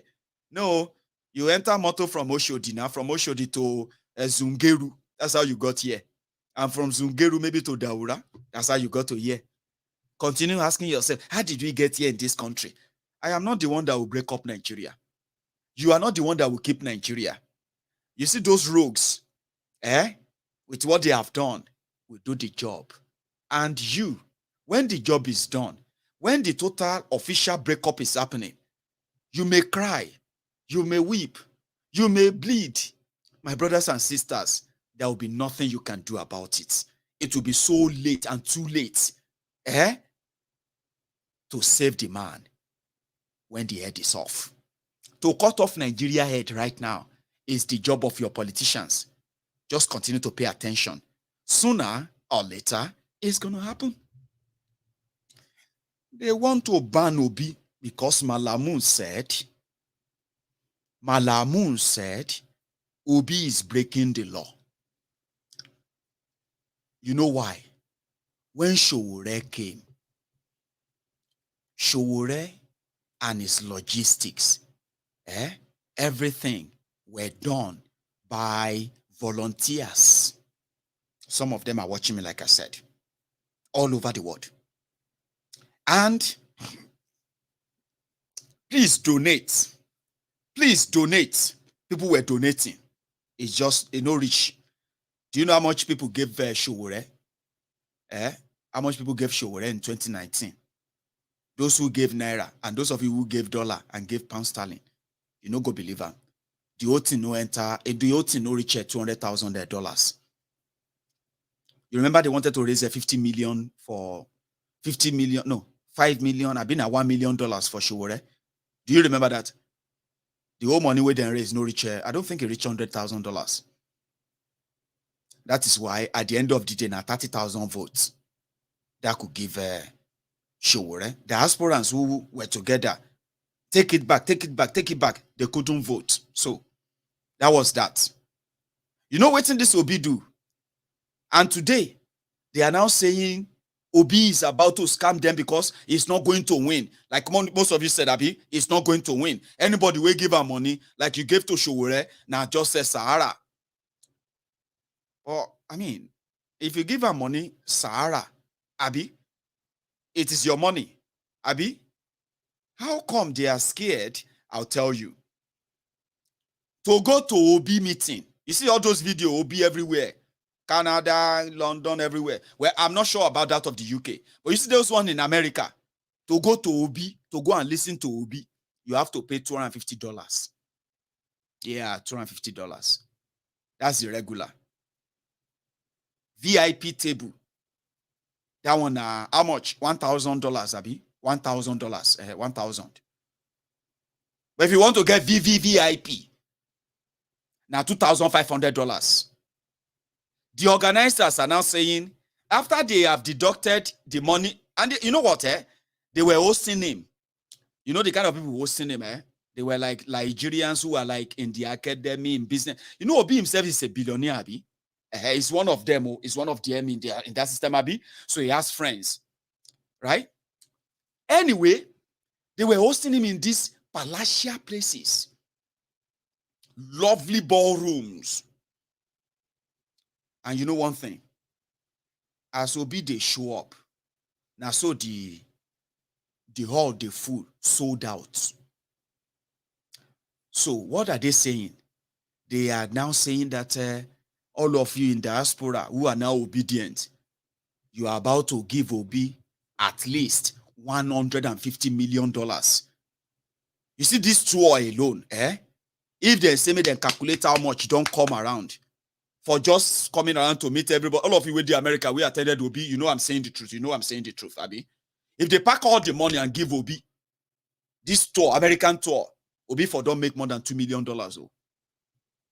So that means somehow, Obi don't connect with people with money, diasporans. You know, Nigeria is broke right now. Your politicians will have to wait for the money they loot from you or the money they borrow. But you see this diaspora money, some of you, you have no idea. It has become a threat. It's been a threat when IPOB became a threat to Nigeria. Diaspora money became threat to the owners of Nigeria when the resources is made available to the Yoruba nation campaigners. It is about to become a threat to Nigeria, owners of Nigeria now. That Obi is about to collect from your Roja and Rabba $150 million or more. With all this is going on, it can't be like, say, now, whoa, guess what they are now turning it into? Many of you sending this money, their law says you cannot collect foreign donation. You cannot collect foreign donations for election in Nigeria. That's their law. Malamu just said it. The party or political party cannot collect donation from abroad. Your money is good as subsidy for Nigeria. But when it comes to investing that same money into anything that is contrary to the status quo, the establishment of Nigeria, all of you shouting Nigeria, I'm a Nigeria, I'm a proud Nigeria. You are a foreigner. You don't know. You better go and be who you really are. A Biafran, Arewa, or you are with the Nigerian nation, or being a Yoruba nation. You better tell yourself who you are. You are a Nigerian. You are a foreigner in their law, to their law in Nigeria. You are a foreigner. So if they wake up tomorrow and they sack Obi, now wait till me, I want to be that too. I've told many of you, I said, I love the fact that it would have been boring if there are no obedient to help us traumatize APC, people destroying people. It would have been boring because according to APC, people destroying people, Nnamdi Kanu has been kidnapped. Now, anywhere you see anybody with any flag, kill them. Nobody go talk. Okay? Igboho has been exiled. Anywhere you see anybody shouting Yoruba nation, shoot them and kill them. Nobody go talk. Even if they are failed in that regard. You see this obedience, or now obedience, you won't call them, and now obedient, you won't call them. I call them the pepper them. Whether they are going to win or whether they are not going to win or whether they are going to rescue Nigeria, they are not going to rescue Nigeria. On Maiyegun's diary political, they are serving the exact thing I would have loved to see the self-determination group be traumatizing and frustrating you. All of you are the humbled slave, the lined up obedient fools there. So they are like your nemesis. I've said that many times. This Maiyegun is supporting Obi. It depends you. I love to see that. Because now here I day when you all thought that killing people who have publicly confessed that or professed that they are not interested in this contraption anymore. For this reason, that reason, this, and that. You mocked them when they were being killed by your murderous criminal leaders. You were laughing. Now you are not laughing, are you? So you see this Solomon and the rest of them, anything that will continue to make your lives to be sort of miserable in a way that will make me smile or laugh. The obedient are doing that, not because I have anything to, I don't get any positivity to help anybody there. You know it. But somehow, as you can see, their Obi has tapped into that foreign reserve of Nigerians who are dreaming to rescue Nigeria. And that is not making your criminal leaders comfortable. Make of that whatever you think. I'm waiting for them to say, they don't ban Obi. Make us see this Soros, okay? How then go take react? She will go just shut everything down. I'll be like somebody asked on the program yesterday that what is your plan B? Do you have plan B? When they finally give you Obi, if I say, or they give them Osin Taku. There's something called Osin Taku. When they give a Osin Taku, you get plan B, we go fight, or we go run. I don't know. I just thought I should tell you. So all of you, who somehow, you have been captured. Your attention has been captured by the messages of they want to rescue Nigeria or take back Nigeria. Showore did take it back. Obi is doing take back Nigeria. But it comes less in a different package. So this different package and the rest of them, they are tapping from the resources of the diaspora. So if you are now a Yoruba man, a Yoruba woman, who claim to love Yoruba land, you want Yoruba nation, you want Yoruba to be independent of all this madness. Do you see now that they know that your value, if the Nigerian politicians see the value in you, to come and tap from that your sweat, to come and tap from that your savings, to come and tap from that money, or that your own resources, in the name of trying to go and save Nigeria from Buhari and Tifnumbu and Atifku and the rest of them, does that not tell you that you are an hidden, or let me say you are a hidden gem, that you are not directing your priority right? You are not. Number one, Nigeria is living off you. Nigeria is living off me. Every penny you send back there is what Nigeria is surviving on. If those penny are not back there, with what the Nigerian politicians are doing, you would have seen many of them today on the street like the Venezuelans. Now you don't know the value of that. You don't know the value of that power. You don't even know you have that power. Now somehow Peter Obi is trying to come and remind you that if you give me part of that power that you have, I can deal with these criminals for you. It's not going to do it. But somehow you believe him. But that fraction is asking for, do you know that if you also channel that same fraction of that spare you are going to spare there, if you channel that fraction into advocacy, I'm not talking about violence here. I'm talking about the same advocacy, publicity, and getting people recruited, volunteers, for the same purpose of Yoruba nation, for the same purpose of Biafra, you are going to be as successful as anything you have in that mind for politicians to use that same template to rescue Nigeria. You may not know it. I'm saying it to you right now. Every penny you put into that economy is empowering the criminals in Nigeria to continue to loot Nigeria. They know you will send it. The Naira is crashing. You don't care. All you have to ask from your family member is that how much is it? Uncle, na 350,000 though. Ha! 350,000 naira for chest freezer. What's in happen now? Uncle is American made though, but we used to get this thing for 120,000 now. What happened? Naira, Naira has crashed. This and that. To you in America, 350,000 naira is in fact less than $700. But that's not bad, by the way. I'll pay for that. Okay, fine.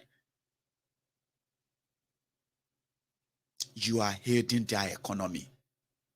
You are helping that economy that they are looting and continue to devalue their currency. They have nothing. Nigeria is giant. They say giant for nothing. They say not giant of Africa. No, it's a giant for nothing. That you have the population doesn't make you a giant. Crippled giant, beggarly giant. You are the laughing stock of all countries. A lot of countries are laughing at us because you are identified as Nigerians. Yeah? You can't even sanction anybody.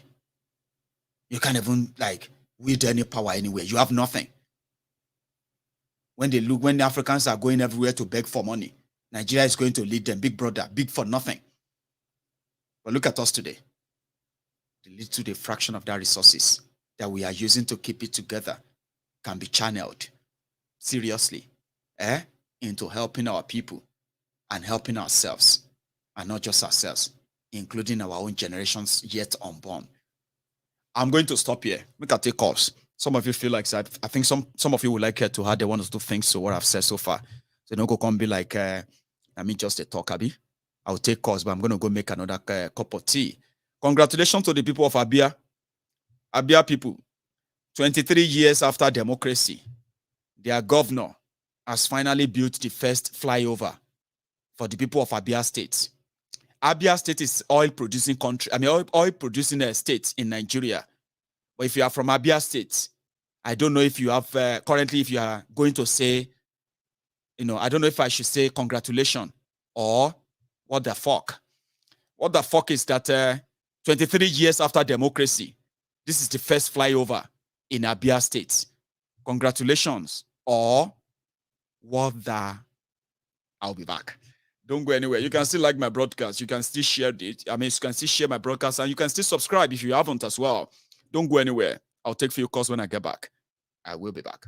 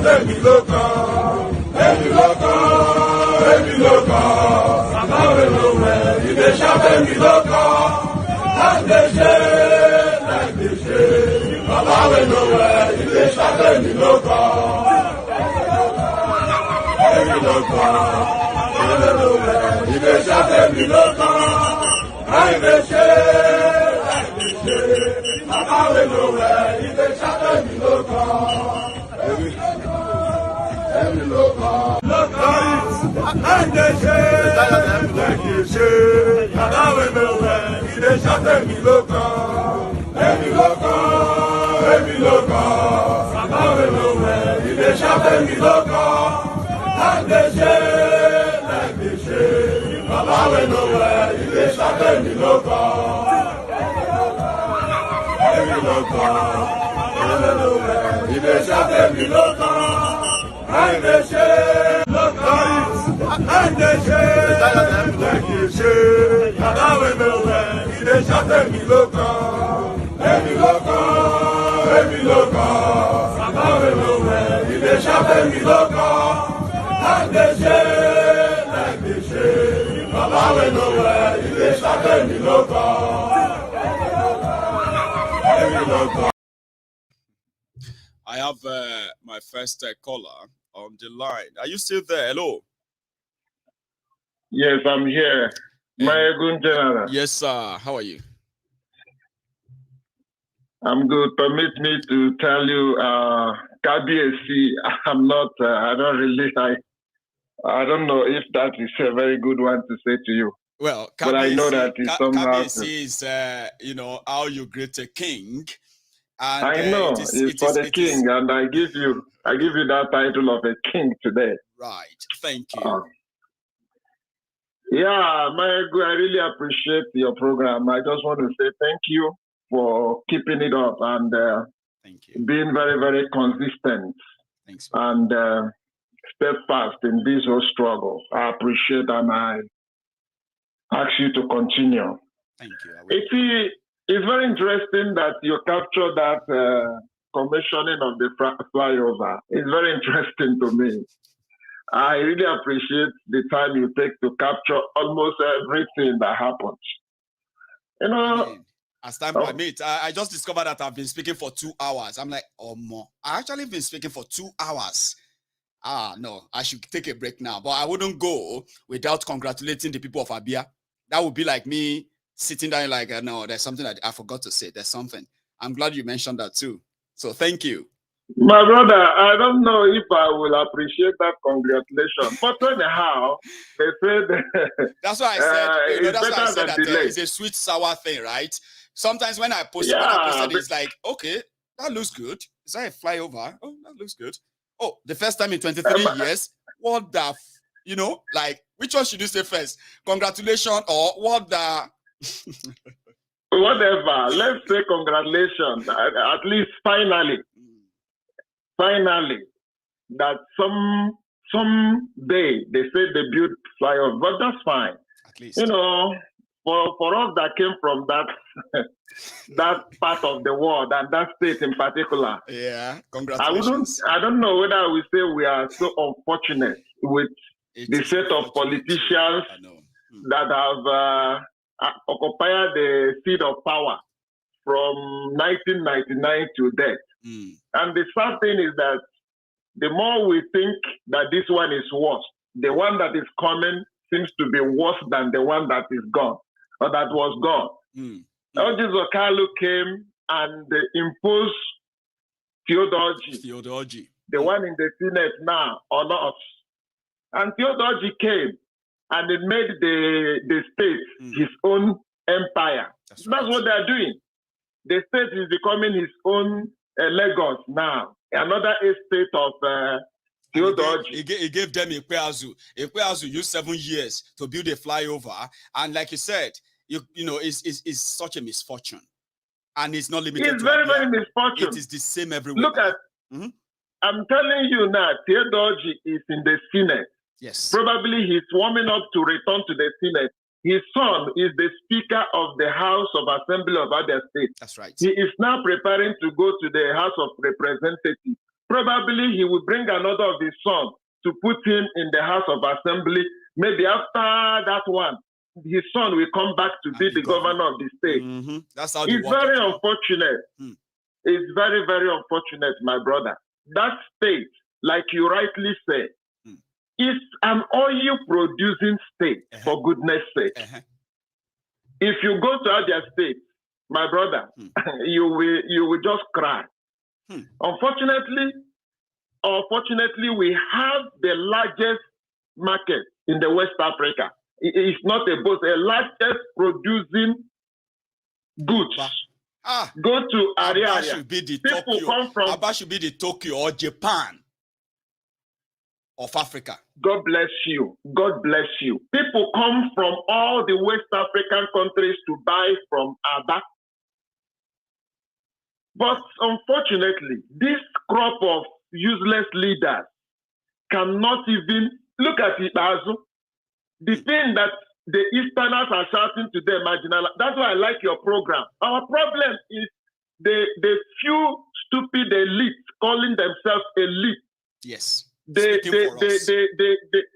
entitled intellectual nonsense we have. They are the problem. Combined with the Fulani, they are the greatest Fulani we have. Look at the state that is an oil producing state. Yeah. You cannot go in that state now and boast of anything. No. Ipazu came from the south senatorial zone of Abia State. Mm-hmm. There has been that argument over the years that the north and the other side has been governing the state. That was the argument that brought Ipazu to power. They argued that it was a marginalization that somebody from that part of Abia State should come. And their argument was that if their own come, you will develop. You will treat them right. And now, that's why I call it Turn by Turn Nigeria Limited. Let me show you something that somebody said about this issue of Obi as well, right? I'm going to show you something quickly before you continue, okay? Somebody was saying something, and he said, hey, Yoruba, shine your eyes, oh. If you vote for Peter Obi, it's automatically voting for Seaport in South and Southeast. Then the Igbos will stop coming to Lagos State to invest. Rather, they will go to Delta and River State. They may even stop building houses in Lagos, and it will affect a lot of Yorubas, blah, blah, blah, blah, blah, right? However, mentioning the leaders from the Eastern Nigeria, who have been the most unfortunate things to happen to the people of Eastern Nigeria as well, these are windows that could make life even easier, job creations and the rest. Or rather, it is just the sheer, isn't it? My brother, they are the problem. They are the COVID-19 we have. If COVID-19 is to be eliminated, they should be eliminated with COVID-19 because they are the COVID of our time. How can you tell me that we have this kind of people? Peter Obi is claiming he did this in Anambra. I don't even want to discuss Peter Obi because that one is a scam of his own. I don't want to talk about it. I just want to talk about this flyover thing you brought. 23 years. 23 years. And they are not even ashamed. They are just, I listened to Azu the day he said they used to give 500 to women that gave back. I mean, they are so shameless. New mothers in Abia State, they give them 500 naira. And then the interviewer was like, sir, sorry, I didn't get you. Did you say 500? Yes, 500 naira, we give it to them. I mean, he said their healthcare, the antenatal is free. The state government is giving them free healthcare, free antenatal. So when they finish that, when they are going home, they give them 500 naira from the state or more. State governor, it was the state governor who said that. Oh. That is exactly the point I'm trying to make. They are the greatest problem we have, combined with Fulani. Okay, look at this, for example. I watched the one they called Tompolo. I think I watched a clip where they granted him interview. I think he said he held a meeting with some traditional rulers of the riverine area of Biafra. And I listened to those traditional leaders, including the Tompolo of a guy. Now, one thing that captured my interest was his choice of words. And he said that we have no other country other than Nigeria, and our duty is to protect the integrity of Nigeria by protecting the oil or whatever resources. Now, my brother, let's look at that very, very well. This man claimed to be a freedom fighter. I don't know whether he is still. He claimed to be an agitator. Some few years ago, or for some few months ago, he's an agitator. Yeah. Now, compare the language of Tompolo as a few months ago and compare his language, now he got 4 billion contract per month. And you see that these are the same people. They are all of them. Look at those ones that said they are traditional rulers.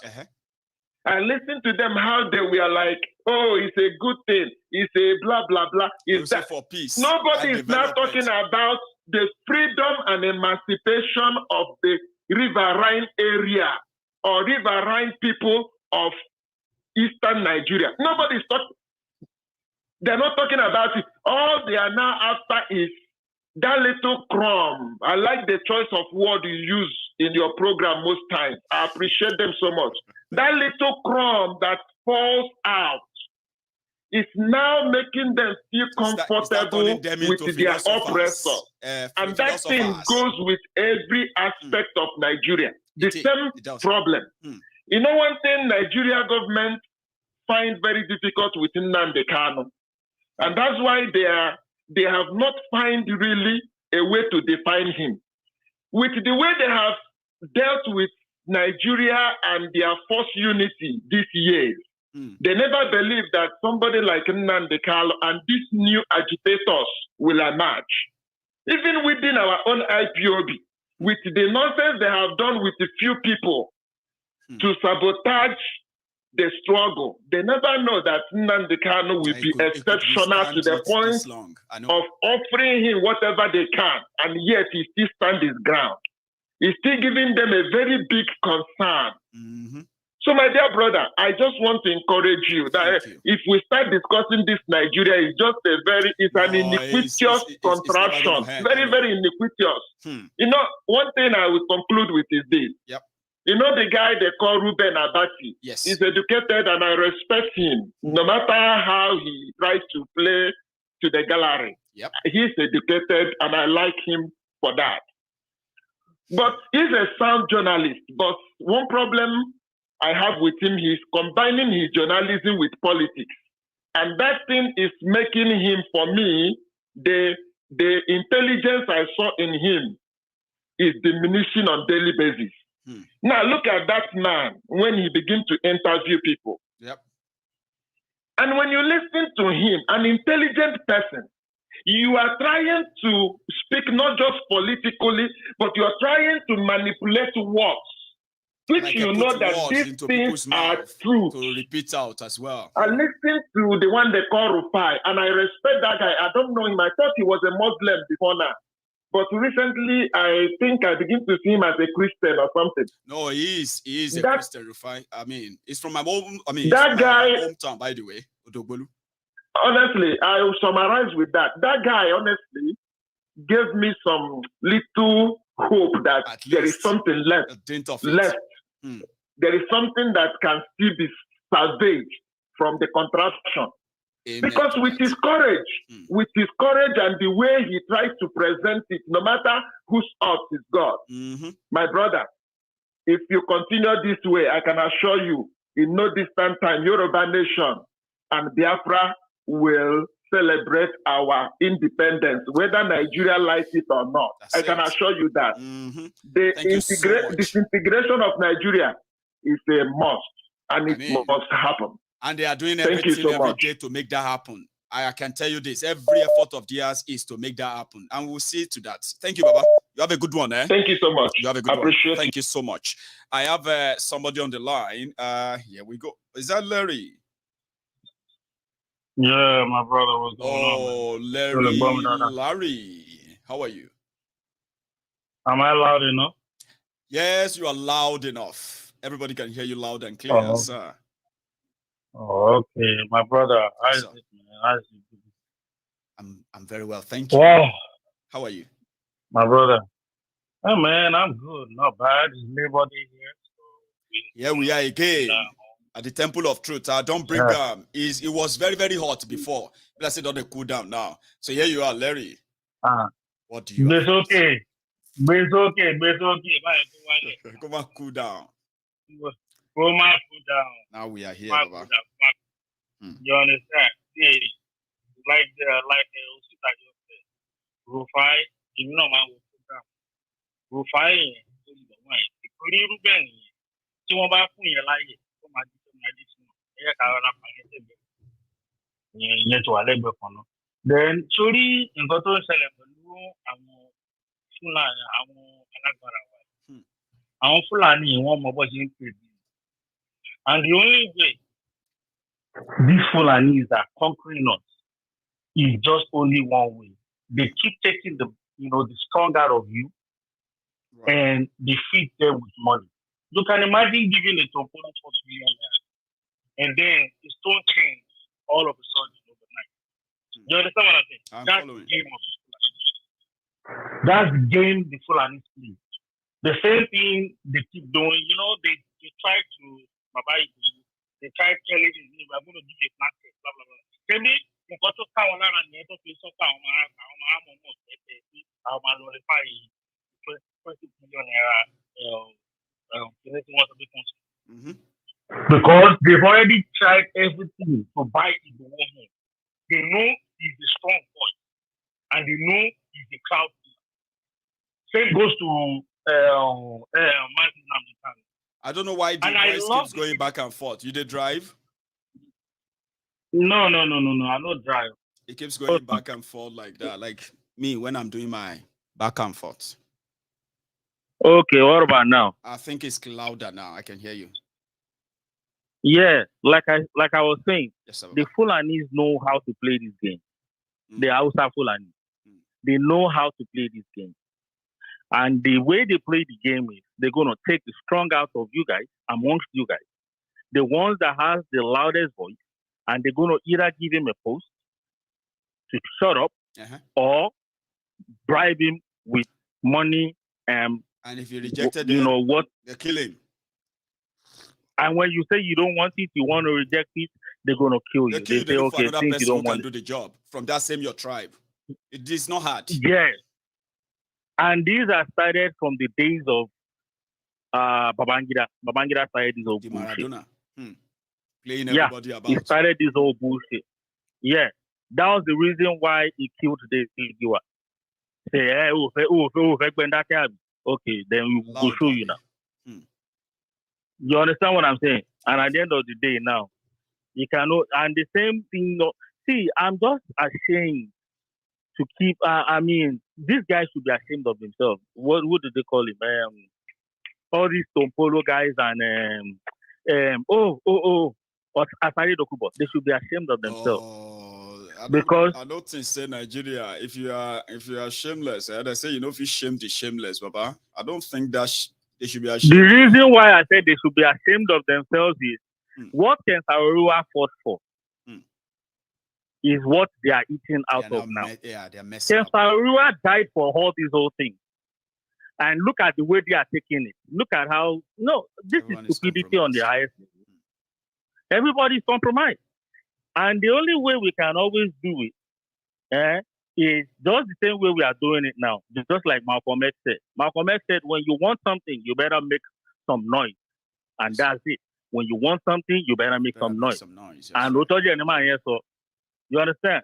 Because now that they are taking education, now that they are taking education out and they have really, really sunk our education into only God knows. I don't think that education is going to stand up again because Buhari is not for under education. these arrangements. No. Yeah, and like Malcolm X said again, education is the passport to the future. For tomorrow belongs to those who prepare for it today. That's right. That's Malcolm X. And look at how our people are doing. Look at the way our people are roaming about, not even thinking about their future. It's so sad. But at the same time, I really love it when the whole thing, gets bought in their own face. All the whole Mumu lecturers, lecturers, Mumu Madus. Or if you want to go back home, then you start talking about the Buhari Dins, the Buhari Dins, the Notus, the Jatus, Buhari Shukus, on and on. Why? So they will continue arguing. I know. My own take is, and my own advice to every one of us, no matter what. See, if the worst case has taught us a lot. It has. That there is no diplomacy you can use with these people. for them to have over one now case tí wọ́n ti fẹ́ pé time kẹ wá appeal ó ti lọ ẹ wá dìde àṣeyẹn lẹfẹ sọ pé fẹ́ máa bá àwọn èèyàn wèrè kan máa ṣojú lásán àbójú bẹ̀rẹ̀ duplomacy ò lè ṣe ọkàn tá a bá ti jára wa gbà ọmọ torí Yorùbá tá à ń sọ yìí ó máa tó go into extinction tá a bá ti jára wa gbà ṣe bí wọ́n ti ń fọ̀ tí wọ́n á sì pé káwọn ọmọ máa lọ pa Hausa ní wò ó tá a bá ti jára wa gbà ń sìn this is the right time it is now or never. It is now or never. And my advice is for us to think as one and move as one so we can easily conquer our oppressors. All these Baba Sokwe, see, Baba Sokwe, Jagaban is the oppressor. All those fools that are back home thinking that they are giving them money. The baby princess is on land only. So only like educate at the end of the day, Baba and was you can imagine. Wo bi to ìbáyé àwọn èèyàn jẹ́jẹ́ tó ẹ pa àwọn èèyàn mòótọ́ wọn dẹ̀ lé wọn lè sún wọn fẹ́ sòótọ́ yẹn nítorí owó tó ẹ pé tó bá ti gbà báyìí ayé wọn ti bàjẹ́ lọ nìyẹn. So what I'm going to say is ọmọ nǹkan tá a máa ṣe fáwọn ẹ̀kú yìí at the end of the day ọmọ akẹ́kọ̀ọ́ sáré láti ni o. There are many things that are going to happen. They are not going to be your making. It's just going to be like a bit of a bombisini or bit wumbeni. But time will tell. Larry. Thank you very much, Baba. Good time will tell, man. Nice all right, my brother. Nice one. That's a Larry. I have another person on the line. Hello, Hello there. Hello, hello, sir. Daniel. Maiyegun. Yes, I can hear you loud. Maiyegun, can you hear me? I can hear you, sir. Can you hear me? Don't mind me. I can hear you. I'm so excited to be getting through. That's why. I can imagine it anyway, but it's a pleasure having you, sir. Seriously. All right. Thanks for picking my call. Anyway. Thank you very much. Where do I start now? There's so many. There's so much to pick from. Okay. Let me start with the education. ASU strike, all the strike, education destroyed and all that in that country. People forget that the mission of Boko Haram, the primary mission and agenda of Boko Haram is to destroy Western education. That is a fact. If you see Buhari turning his back against ASU, not listening to them, he is actually accomplishing something. He's just carrying out the mission statement. Intention, we think all these things are happening as more like a coincidence. These things are stage managed. They are actually a script that is just playing out. What he is doing is what his paymasters, who in fact the terrorists, the government. Education is haram. Western education is haram. And we need to abolish it. So tí gbogbo yóò bá lọ school. Tí gbogbo àwọn ọmọ yóò bá lọ school. Ó kọ̀ọ̀kan àwọn gan lọ school ni. School mélòó ni Buhari lọ sí? Anyway, that's by the way. One more thing I think I should just mention, based on something you mentioned today, yes, sir, is we should stop disturbing the obedience. Let's leave them alone. At least, like you have said, they are the nemesis for the establishment. Yeah. Eventually, like what the supporters of cancel the order. That's what I told you. I said one will have to cancel the order. Is that obedient cancel the establishment if they like they said they want to do, or the establishment crush the obedient and the obedient either become they're gentle or they will lose it and say no, we fight that we're not gonna agree. No, they will come to the realization that you can't salvage a dying country, a nation. You can't salvage a dying nation. A nation that from beginning, the primary reason why that nation was established is it was established to fail.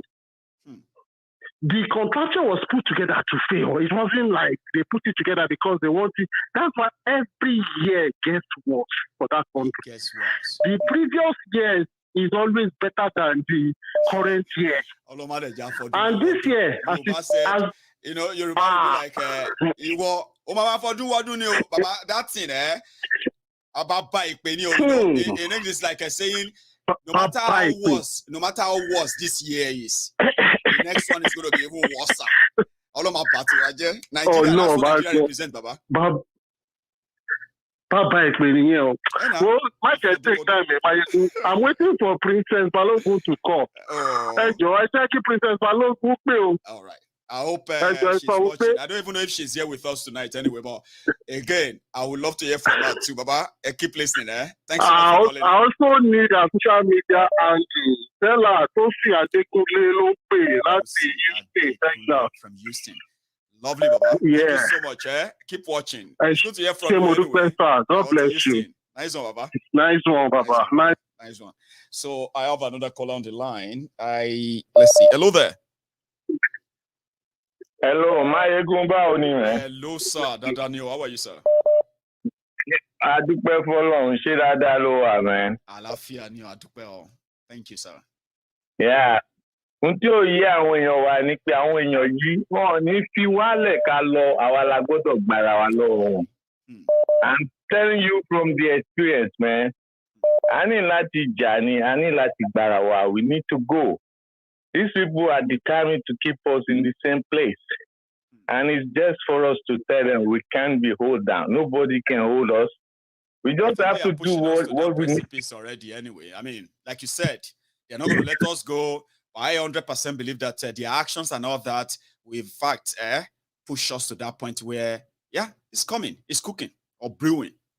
But one thing also we need to also realize is that not every one of us are going to be part of this struggle. Absolutely. But we that we want to do what we think that something needs to be done. We just have to do what we need to do. Some people are not there for us, but we feel that our life is being wasted by these people. We just have to stop them. This cannot continue. No. Àwa ló yẹ ká dìde ká gbára wa lọ́wọ́ Ọlọ́run á dẹ̀ fún wa ṣe. Mo commend àwọn tó yẹ pé láàrin wa tó yẹ pé they determined to fight. They ready to do what it takes. Even èmi ibi ṣe dàgbà tó yìí. Tó bá ní nǹkan kan ṣẹlẹ̀ pé kí wọ́n lọ defend ilẹ̀ Yorùbá lọ́la, I'll be there, man. God bless you. N tí ò dẹ̀ yá àwọn Fúlàní lọ́rùn máa lè wá gbalẹ̀ wa lọ́wọ́ irọ́ náà wá fún wa. Àwọn tó wà ń ta ó ju àwọn tó wà lé lọ. Àwọn tó lè dìtà ìdílé wọn ọ̀pọ̀ ju àwọn tí wọ́n rò bí wọn jẹ́ nǹkan but ó kàn bẹ́ àwọn èèyàn wa pé Nàìjíríà ló ń dùn wá lọ́wọ́ mú ẹ̀sà mọ àwọn kan tó máa ń ṣe ẹ̀rọ tí mi ò bóyá nígbà táwa wà ní kékeré sà ó láwọn àgbàlagbà kan tẹ́ pé wọ́n máa di èèyàn mú báyìí wọ́n máa dọwọ́ ẹ̀ mú báyìí wọ́n wá ní kọ́mọ mi máa nà ẹ̀ wọ́n pé ọwọ́ ẹ̀ tí ó tiẹ̀ lọ wọ́n wá dí ẹ̀ lọ́wọ́ mú. Bẹ́ẹ̀ni. Nǹkan tí Nàìjíríà ń ṣe fún Yorùbá nìyẹn. Nàìjíríà dì wá lọ́wọ́ mú ni. Kì í ṣe fún Yorùbá àwọn but ṣé mo pé Nàìjíríà tó ń sọ yẹn àwọn Yorùbá ara wa agbẹ̀yìnbẹ́bọ jẹ́. Àwọn ló ń fún wọn láyè bẹ́ẹ̀ ni. Àwọn náà ni but at the same time we just need to realize èmi tí mo ń bẹ sọ̀rọ̀ I'm 63. Mi ṣe 63 mo ready láti defend mo dẹ̀ ó ti tó kú láyé mi kí Yorùbá kó bọ́ kúrò tí òyìnbó ṣe fún wa. Òyìnbó put us together. We need to realize it's not working for us. We don't belong. We are not the same people. Òyìnbó did what they did because it's convenient for them. We now know that this is not working for us and it's not going to work for us no matter how hard we try. We are just lying to ourselves. If we can realize this and we just determined to break out of this contraction, it's possible. Kò sí ǹjẹ́ ìdàgbà lérò tí ò ṣe ṣe o. Gbogbo àwọn Sunday gbowó àǹkó tó ń yarí Ọlọ́run ló kó sí wọn lẹ́mìí and it's time for us to go. We just don't want to waste any more time because wasting time is just going to be nothing but the same old thing. But I just pray and hope for. We need to do it. We need to do it fast. There shouldn't be any election next year. America, let me say, but to America, they can't do anything for us. They can only but there is no more need for Suru anymore. Suru is done. We don't need to do any more Suru. You just need to. We have to bail ourselves out. And we need to crush them. We need to don't you go back to them. I think crush. And all of them for it. Oh my bad program. Ọlọ́run wà lẹ́yìn. Ọlọ́run wà lẹ́yìn gbogbo àwọn tó ń pẹ́. Ọlọ́run á dẹ̀ sọ̀rọ̀ wá lọ. Only nice day, man.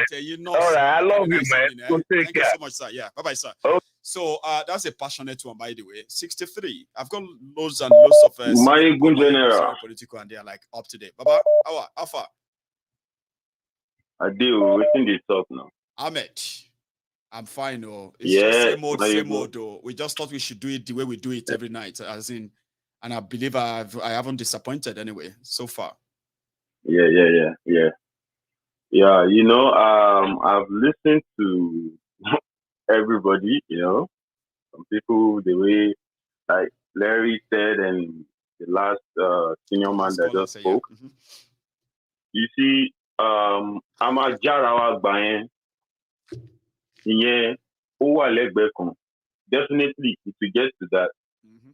And it is these same mad people that will push it to that stage. And you see, the only thing is now it's not as if but and try, we are trying our best. As you dúpẹ́ lọ́wọ́ Ọlọ́run pé báwa ṣe ń try best wa ni àwọn olóbùkú tó ń dì wá mú lọ make more mistakes.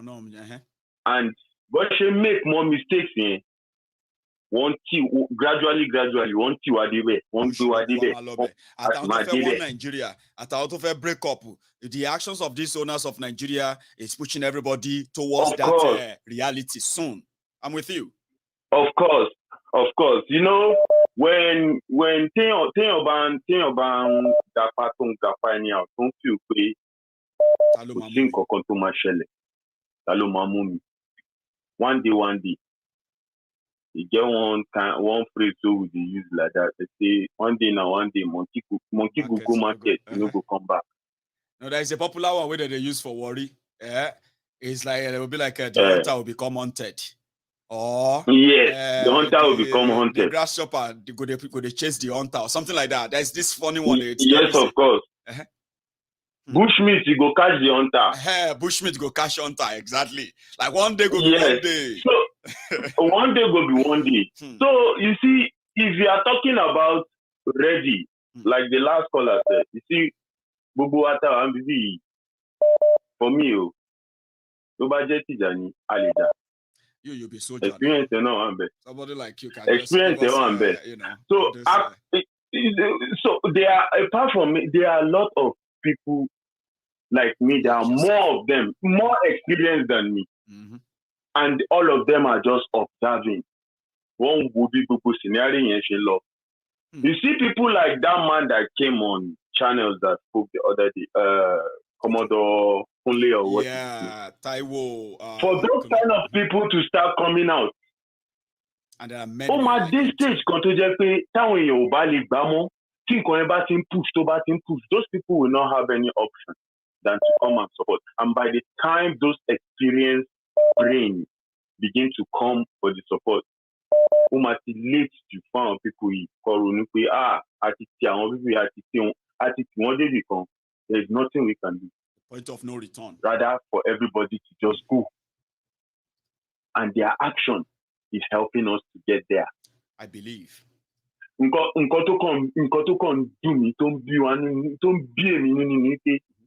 more it takes, the more we are losing innocent people. Innocent people. God bless you. We are losing lives. they have that firepower and they are still bragging about it. But time will come, all those firepower, it will crumble.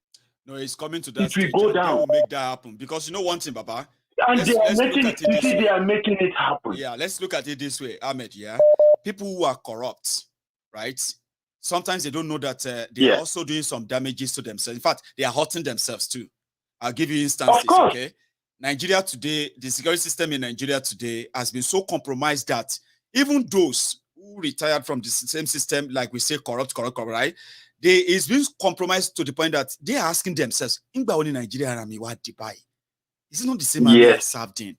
When did Nigeria police now do this? Like they are wandering around today. Like what happened to this force? Even though we all know that they have history of this and that, it has now gotten to a point whereby professionalism, morality, all those things that are like associated with military are gone. Now, what does that mean? I will tell you something. You know the quickly, what does that mean? What does that mean?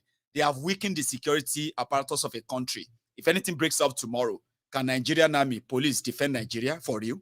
Can they? Lie. That's their job. Which Nigerian army? You see, you came, is it 2 days back that you made a very short broadcast and you left? Yes. And you talked about something like the passport. Yes, Nigeria. Talk about the status, the quota system and everything. System and other stuff. Yeah. Okay, now let me explain something, please. Around 1998, when I went to the military school, around then, you start from the GS classes, GS 1, GS 2, GS 3 up to SS3 to 2004 when I graduated. You see? So, only Bosheman select the army. Because me, I was born in the north, but Molo State, Popo State. Right. And our Tawa, lati Ogun State. Tori pe mo wa ni north, mo ṣe ni privilege. So just I was part of the people that was selected. I think how many were? Yes, how many were we selected? If I'm not, if I don't forget, I think we are about I think 8 or 12 of us. I've forgotten the number, but most of the numbers was coming from the north. Most of the boys that and it's always deliberate. They will most say of them, Southerners are not joining. Do you know how many Southerners are being turned down from DSS recruitment? Turned down from the immigration recruitment, military recruitment? They are all deliberate. Yes. But here we are. So all those things, so people from the south, most of them they don't know. They don't have the idea of all this madness that's going. All they are all focused about is their own leaders, their Chief Numbunyo, their other people. They are not seeing beyond. They are not seeing beyond. That is why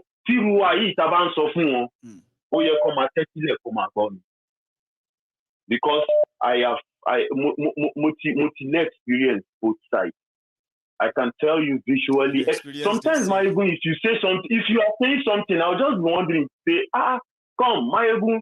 I'm not sure say you ever stay for not to, but all these things where you talk, you can't they talk and like say you stay for not, like say you live for not.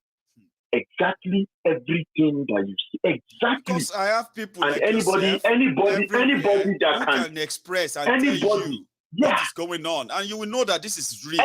This one is not. Of course. Anybody that can, analyze things like that without even being in that kind of a place. Kudos to you, Maiyegun. Forget it. Kudos to you.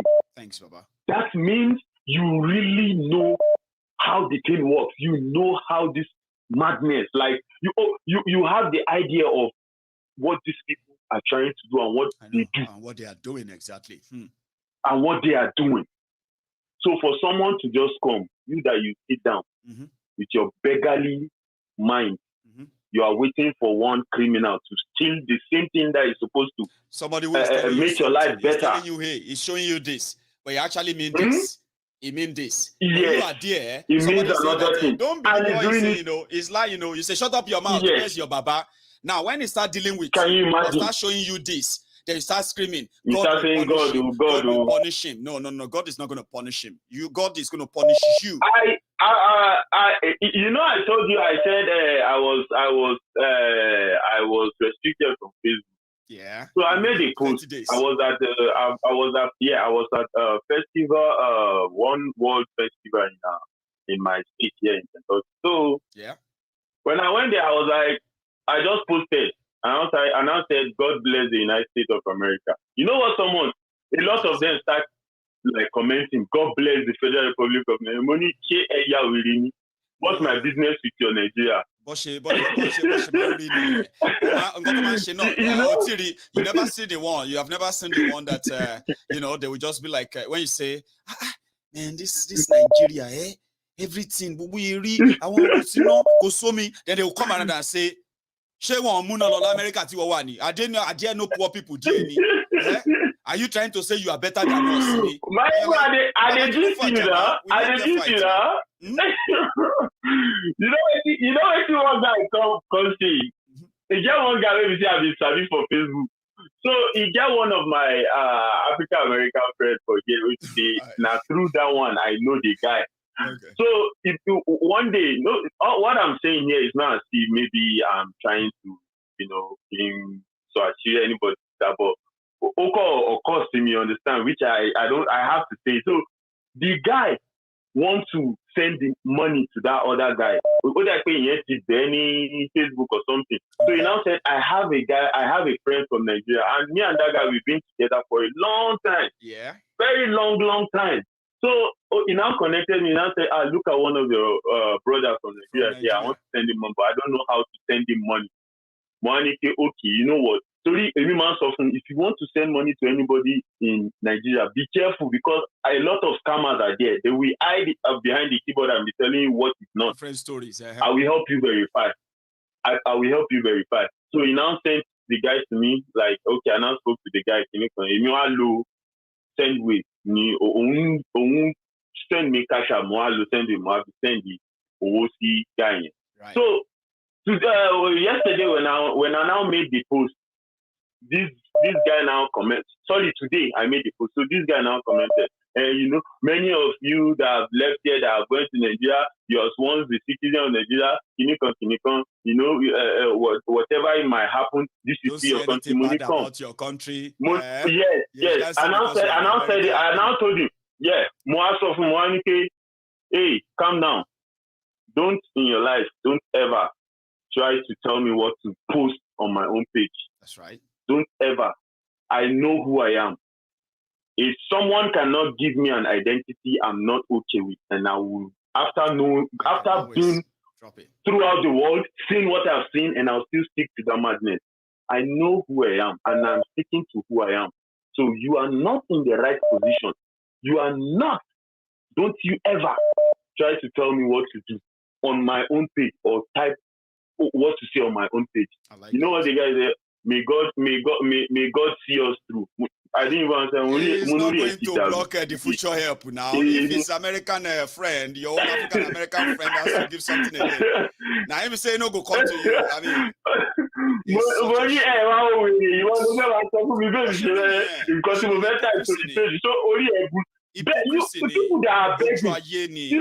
I said your hypocrisy stinks. How can I be abroad and be telling you I'll be loving abroad? No, be hypocrisy. I am proud of Nigeria. You are lying. I told that person. You cannot be saying in America, Canada. I'm proud of Nigeria. And I made a post again. And I made a post that said, if I type God bless United States of America, I need to, because this is a country that's giving me another reason to have a better life than what I was having. Yes. And if I say God bless that country, God bless it, because being a citizen of that country and is if another you say God thing. bless America, you say God should not bless Nigeria. Why are they losing their I didn't mind? say anything. Why are you so mad? Because I said God bless America. It is who they are. I say if you ever come to my post and talk rubbish, I don't feed you, remember? And you don't feed me. Blocking me, Masha. my shiny blocking. I don't have anything Make her to take my do with last your call, fucking house. Baba. Thank you so much. No wahala, Maiyegun. All right, now, I love that Maiyegun. story. I love it. Thank you, Baba. You have a good one. I mean, people share their experiences on Maiyegun's Diary Political, and I bet, my caller, you have been trying so much, and I'm not going to forgive myself if I go tonight without taking this call, even if it's just going to be hello. How are you? Thank you, Maiyegun. Thank you. God bless you. So welcome. I'm so happy for the first time you are picking my call. I am happy that I picked it. I've been seeing you, right? But in my head, I'm like, I just pray it's not going to give up. I pray it doesn't give up. I pray it doesn't give up. Then good enough you didn't.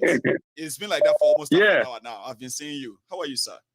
Yes, I'll be very brief. I'm so happy. First of all, Bamiki, Agbeke, Ati Awomo. Now, one thing, màá fi Ọlọ́run bẹ̀ jọ torí Ọlọ́run. Mo máa enjoy gbogbo àwọn Ahmed, Princess gbogbo wọn àti mo rò pé Ahmed ló máa ń bá wa translate sí Hausa.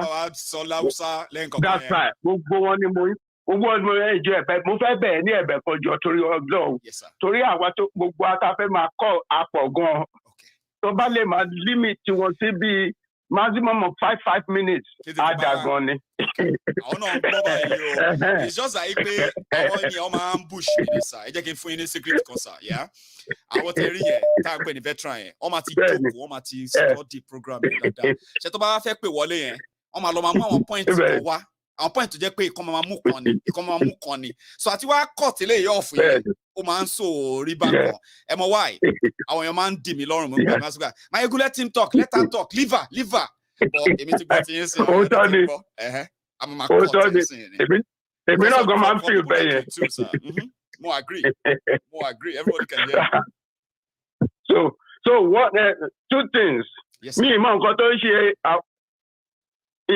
àwọn èèyàn wa ní Naija o because èmi náà bí mo ṣe ń campaign tó àwọn ọ̀rẹ́ mi gbogbo wọn tó jẹ́ pé tí mo ń sọ fún wọn nípa ọ̀rọ̀ Yorùbá nation a máa sọ fún mi pé torí pé àwọn Igbo wọ́n ń pe Èkó ní no man's land yẹn pé torí àwọn ready láti dìbò fún Tinubu even though àwọn like wọ́n ní tó bá jẹ́ pé àwọn obedience wọn tẹ lè claim sí ọ̀rọ̀ Èkó àbí nǹkan kan yẹn pé àwọn ready pé bẹ́ẹ̀ lórí pé wọ́n ń pe Lagos ní no man's land yẹn pé wọ́n náà wọ́n determine láti gba Èkó lọ́wọ́ Yorùbá pé torí ẹ̀ àwọn lè dìbò fún Tinubu next time ẹ mọ̀ tẹ́ máa sọ sà ìpè ìwọ àgọ́ àti pẹ́ láyé tó yìí o àgbàlagbà lẹ́yìn tẹ́ ń bá mi sọ̀rọ̀ yìí tí mo mọ̀ ẹ́ gẹ̀ẹ́sà ṣùgbọ́n bá sọ pé àwọn ọ̀rẹ́ yín àgbàlagbà làwọn náà o èèyàn wá sọ fún wọn pé tó bá gba Èkó tán ṣé wọn máa fi Emeka jẹ ọba Èkó ni àbí wọn máa gbé Chukwudi wá kó wá jẹ gọ́vnà Èkó ni àbí wọn máa ẹtí kẹ́hìn sí pé ṣé ní gbogbo àwọn nǹkan tó ń sọ yẹn àsìkò election nìkan ni ọ̀rọ̀ Yígbò máa ń di wàhálà nílẹ̀ Yorùbá meanwhile láàárọ̀ ọ̀la tẹ́ bá dé bus stop lọ́jọ́ta àti Igbo àti Yorùbá àti everybody wọn in fact Igbo máa gba àyè lẹ̀ fún Yorùbá nu mọ́ọ̀lù ẹ̀ pé somebody is here nítorí pé kí ni neighbor ẹ̀ ni wọ́n dẹ̀ jọ ń lọ Ìdúmọ̀tà ni tí neighbor ẹ̀ bá ti miss bọ́ọ̀sì kò ní dé sọ títí aago kan ọ̀sán so tẹlifíṣàn bá ń dé làwọn Tinubu máa ń gbé àwọn kinní yìí jáde pé Igbo gbá Igbo àwo bọ̀ lẹ́kọ̀ọ́ ń bẹ̀ yẹn àti Igbo àti Yorùbá o kì í ṣe pé wọ́n jọ ń ṣòwò pọ̀ nìkan o wọ́n jọ ń gbé nínú ilé wọ́n jọ ń fẹ́ ara wọn election ìṣá ni ẹ̀yin wá bá mi sọ fún mi ní àwọn Igbo lọ́rẹ̀ẹ́ dáadáa náà ẹni tó sọ pé Igbo sọ pé ẹ sọ pé ṣé tí Igbo bá gba Èkó tán ṣé wọ́n wá fi Emeka àbí Chukwudi jẹ ọba Èkó ni. Okay bẹ́ẹ̀ ni òótọ́ ní èmi and then one other thing Maiyegun yes sir àwọn Igbo ọ̀rẹ́ mi àwọn Igbo ọ̀rẹ́ mi gan tó jẹ́ pé a jọ ń pariwo Biafra nítorí I'm from Houston, Texas. Bless you sir. So mo dìde ní àwọn ní Texas yẹn in fact ọlọ́run mọ̀ orí èrò tí ó ń tẹ̀lé Maiyegun ní Texas ó yẹ ká ṣe reunion ní Texas tó ń bọ̀ ni. But yeah ẹ sọ fún mi àwọn èèyàn wa tá jọ ń pariwo Biafra Odùduwà. Àwọn Igbo ọ̀rẹ́ mi tó jẹ́ pé àwọn gan ń pariwo Biafra mo kàn rí pé wọ́n dẹ̀ ti wá wọ́n ti wá cool down lórí ọ̀rọ̀ Biafra obedience ní gbogbo wọn tó ń yà máa ń bí wọ́n pé ṣé kò sí. gbogbo èèyàn nìyẹn affect ọ̀rọ̀ tara àjọ fi ń sọ̀rọ̀ yìí ẹ má sọ fẹ́ ní kankan ó láwọn èèyàn wa tó dìde group báyìí tó fẹ́ yọ bàbá Akíntóyè dànù nítorí pé bàbá Akíntóyè ń pariwo Yorùbá nation àwọn dẹ̀ ń wò pé Tinubu ń jáde ẹ ṣì ń pariwo Yorùbá nation àti pariwo lájọ jẹ́ àkọ́kọ́ ọmọ wa lélẹ̀ yìí ìtẹ́ ìrọ̀ àìsàn tàwọn Yíbò lórí ọ̀rọ̀ nation wọn tó à ń sọ yẹ́ bẹ́ẹ̀ ṣe ráwọn Biafra tó ti ń pariwo Obi bẹ́ẹ̀ láti ráwọn ọmọ Yorùbá ẹgbẹ́ wa tó ti ń pariwo Tinubu ìyẹn ni kọ́kọ́ o wọ́n fẹ́ yọ bàbá Akíntóyè dànù wọ́n ní àwọn bàbá yẹn ò lead wa dáadáa. orí wọn bàjẹ́. kẹ́lẹ̀ mọ̀ pé àrùn tó ń ṣe ọgọ́fà ló ń ṣe ọ̀run sà. gbogbo kan tó ń ṣàkóyà lọ́tẹ̀ yìí gbogbo tí èmi ṣe sọ fáwọn èèyàn pé ẹ̀sà ni mo ṣe sọ fáwọn èèyàn pé. ẹ ṣe tẹ̀rọ mi létí Bọ́lá Ìgè. ẹ̀rí kan ṣẹ́ni ẹ̀ mọ́ ìṣọ́gbà pé àwọn èèyàn wa ṣẹ́ni àwa tá a dúró ṣinṣin àwa tá a kẹ́sẹ̀ tilẹ̀ ká ní bẹ́ẹ̀ sì wá múlẹ̀ nítorí pé kí ni ìjì tó ń fẹ́ yìí nígbà míì wà ó lè fọkọ́lẹ̀ kó gbéyàwó ọ̀rọ̀ Nàìjíríà tá à ń sọ yìí ó ń fi bàbá lẹ̀ tó ń gbọ́mọ o lórí ọ̀rọ̀ pé àwọn kan ti eyín bọ̀ àwọn tá a máa fẹsẹ̀ wa múlẹ̀ lórí Yorùbá nation yẹn tá a sì lè kára wa yẹn ẹ jẹ́ àdúró torí nígbà tí ìjì yẹn bá máa lọ lè wí ṣẹ̀dá ìlú tó ṣàkó lọ wọn Nàìjíríà. kí n tó gbàgbé Maiyegun kí n tó gbàgbé kí ni Yorùbá union.org yẹn tá a rẹ́gísítà fún. mo ti try títí láti jọ ẹ̀ mo tún send message lórí WhatsApp.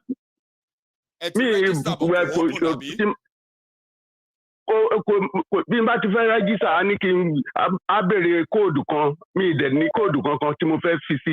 ṣé ẹ ní email tara yẹn sir. àmọ́ ní email náà. Emmanuel okay yes. nǹkan tá a máa ṣe ní pé mo máa ṣe demonstration kan bóyá ọ̀la lórí ẹ̀ ìyẹn ni pé ṣé tí ẹ bá ti sign up already ó likely kò jẹ́ pé activation yín ni wọ́n ti approve so máa check ẹ̀. tí n bá ti nǹkan yẹn ti tó wọ́n kàn máa activate ẹ̀ ni then ẹ lọ check email yín details yẹn máa wà ń bẹ̀ so máa look into it sir. We'll do the demonstration together. Well. Àti pé lọ́sẹ̀ yìí la máa release kí ló ti ń pè link contributory link wa síta. Ìyẹn gan ni mo ṣe ń wọ́rì pé. A máa release link yìí. So ìyẹn mo ṣe ń wò pé báwo ni mo ṣe fẹ́ contribute nígbà tí n bá tí rí register. A máa ṣe demonstration yẹn papọ̀ lórí program yìí. Lọ́sẹ̀ yìí ó ti yé yín a máa share link yẹn which is also temporary as well a máa share link yẹn and everybody bá ṣe feel like pé I mean táwa ta kù ta fẹ́ yàtọ̀ nínú lílẹ̀ Yorùbá lágbára Ọlọ́run táwa ta kù bá ṣe. Adébánjọ tèmi yàtọ̀ kì í ṣe ti bàbá restructure. No. Adébánjọ tèmi yàtọ̀ kì í ṣe the same pẹ̀lú restructure ayàtọ̀. disciple temple of truth lẹ́yìn sir. Temple of Truth, brethren, Temple of Truth. So definitely, you will never be what do you call it compared to our me to Bẹ́ẹ̀ni. So sir, ẹ má worry. Check it and we'll put this back. Kí má parọ́ fún yín. I shouldn't lie to you, right? The issue of people getting caught up lórí ọ̀rọ̀ wo tó ń lọ Nàìjíríà bóyá Tinubu ni o, bóyá Obi ni o, ó cut across everywhere, sir. Get. And èmi ti rí àwọn èèyàn wa tó ti ń show tendency yẹn tó ti ń sọ wípé kí ló dé tá a jẹ́ kí Yorùbá nation ẹ̀ ṣì dúró for now àwọn èèyàn ti pè mí àwọn èèyàn tó mọ̀ mí o tó mọ̀ nǹkan tí mo dúró fún owó yẹn wọ́n ti pè mí tó ń sọ pé Maiyegun mo kàn ní kí n béèrè kí n bẹ́ẹ̀ sọ lórí ọ̀rọ̀ kí ni Obi yìí ni don't you think kí n think one Nigeria kọ́ ló ń sọ yẹn no I mean I'm just saying Baba, you better think on it. Ó yé mi. So, yẹn mo sọ pé àwa tá bá kù, I find out àwa tó kù. Ó pẹ̀lú nǹkan tí mo ṣe ń slow down náà lórí nǹkan tá fẹ́ ṣe because àmọye wa tá kù o, but I ma find out lọ́sẹ̀ yìí. Àwọn tó ń gbọ́ mi tó mọ̀ pa. Alágbára Ọlọ́run. We'll do something lọ́sẹ̀ yìí, sir. Thank you. Ọ̀rọ̀ registration mi yẹn tó bá ti bọ́ sí tí mo ti lè rí àti ń contribute ti pẹ́ gbogbo ìgbà tá à ń ṣe go send me gbogbo ìgbà yẹn ni mo ń contribute not once not twice. God bless you, sir. And then Ọlọ́run á túbọ̀ wá jẹ́ kẹ́ pẹ́ fún wa, sir. So yeah, a máa ṣe kọ́kọ́ lọ́sẹ̀ tó máa keep spirit àwọn èèyàn wa back pé yes a distraction ti wà ṣùgbọ́n kò mean pé a ò mọ nǹkan tá à ń ṣe o. But thank you very much, sir. Kenny, nice evening. We thank God. Oh my boss, thank you so much. So now, to everybody listening to me, my caller, as hang on. I think okay. My caller was more interested in us trying to cut down the time people spend on the phone when they call in, so that other people could have chance. And then also, he was more interested in what is going on everyone who is advocating for self-determination here for Biafra, for Yoruba nation.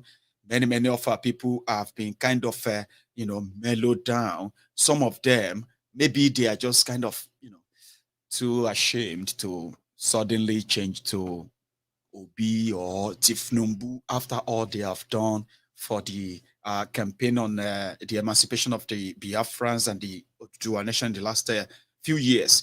We understand. So he was kind of concerned, and I told him, I said, it's all across everywhere. Okay, people, as we can tell, some of them are even making moves, right, to dislodge the entire thing. And like, no, we should, once Obi become president like this, everything is going to be solved. Some said that once Tifnumbu becomes it, there's no need for Yoruba nation anymore. So all these are there, dampening the spirit of our people. And that my caller was a little bit concerned. He was in fact concerned.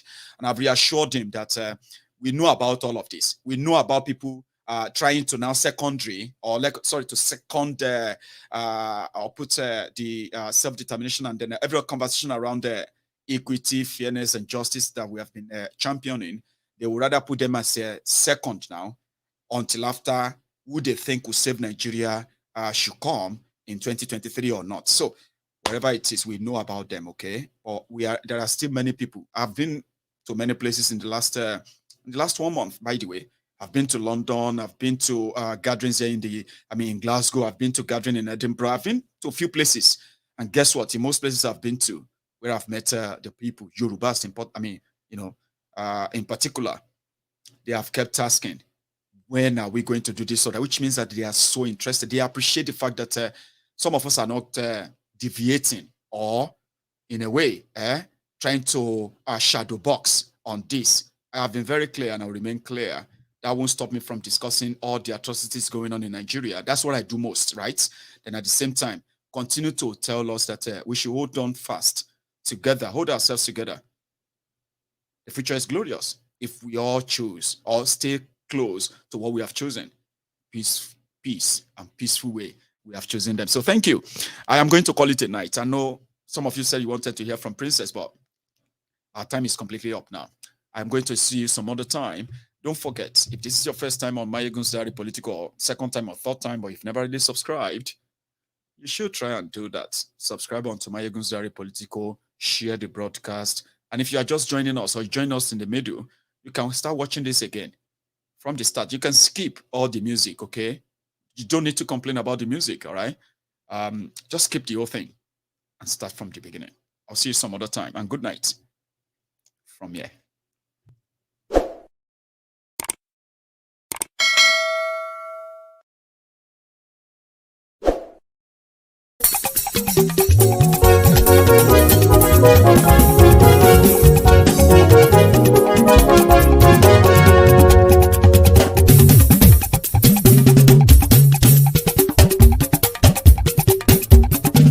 Maiyegun làwa mọ̀ làmọ̀ tó dòdòdò.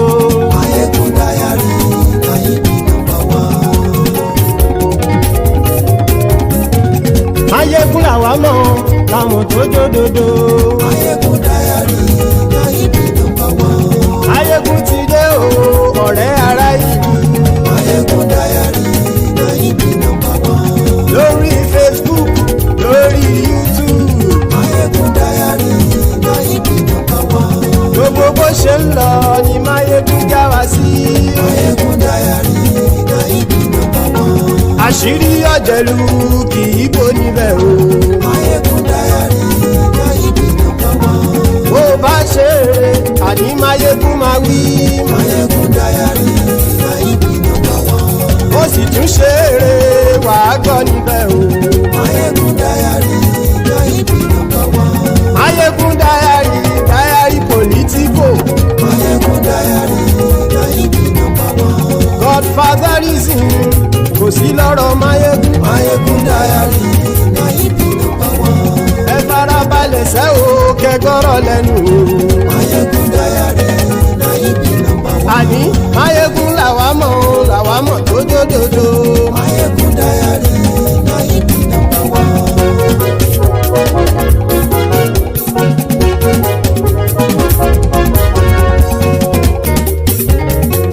Àní ẹ̀sùn ràkì. Maiyegun ti dé. Maiyegun ti dé. Ọ̀jẹ̀lú ẹ̀sùn ràkì. Maiyegun ti dé. Àní ẹ̀sùn ràkì. Maiyegun ti dé. Lórí Facebook. Maiyegun ti dé. Àní ẹ̀sùn ràkì. Maiyegun ti dé. Lórí YouTube. Maiyegun ti dé. Àní ẹ̀sùn ràkì. Maiyegun ti dé. Bọ́ bàbá gbé wúrẹ́. Maiyegun máa wí. Àní ẹ̀sùn ràkì. Maiyegun ti dé. Ijó ìgbádìyẹ. Maiyegun máa wí. Àní ẹ̀sùn ràkì. Maiyegun ti dé. Prẹ̀sìdó bá rúfin o. Maiyegun máa wí. Àní ẹ̀sùn ràkì. Maiyegun ti dé. Kí gómìnà kówó jẹ. Maiyegun máa wí. Àní ẹ̀sùn ràkì. Maiyegun ti dé. Ọlọ́pàá tí ń darí bá. Maiyegun máa wí. Àní ẹ̀sùn ràkì. Maiyegun ti dé. Aṣòfin tí ń rúfin o. Maiyegun máa wí. Àní ẹ̀sùn ràkì. Maiyegun ti dé. Òpùrọ́ olóṣèlú. Maiyegun máa wí. Àní ẹ̀sùn ràkì. Maiyegun ti dé. Ọ̀jẹ̀lú ẹ̀sùn ràkì. Maiyegun ti dé. Àní ẹ̀sùn ràkì. Maiyegun ti dé.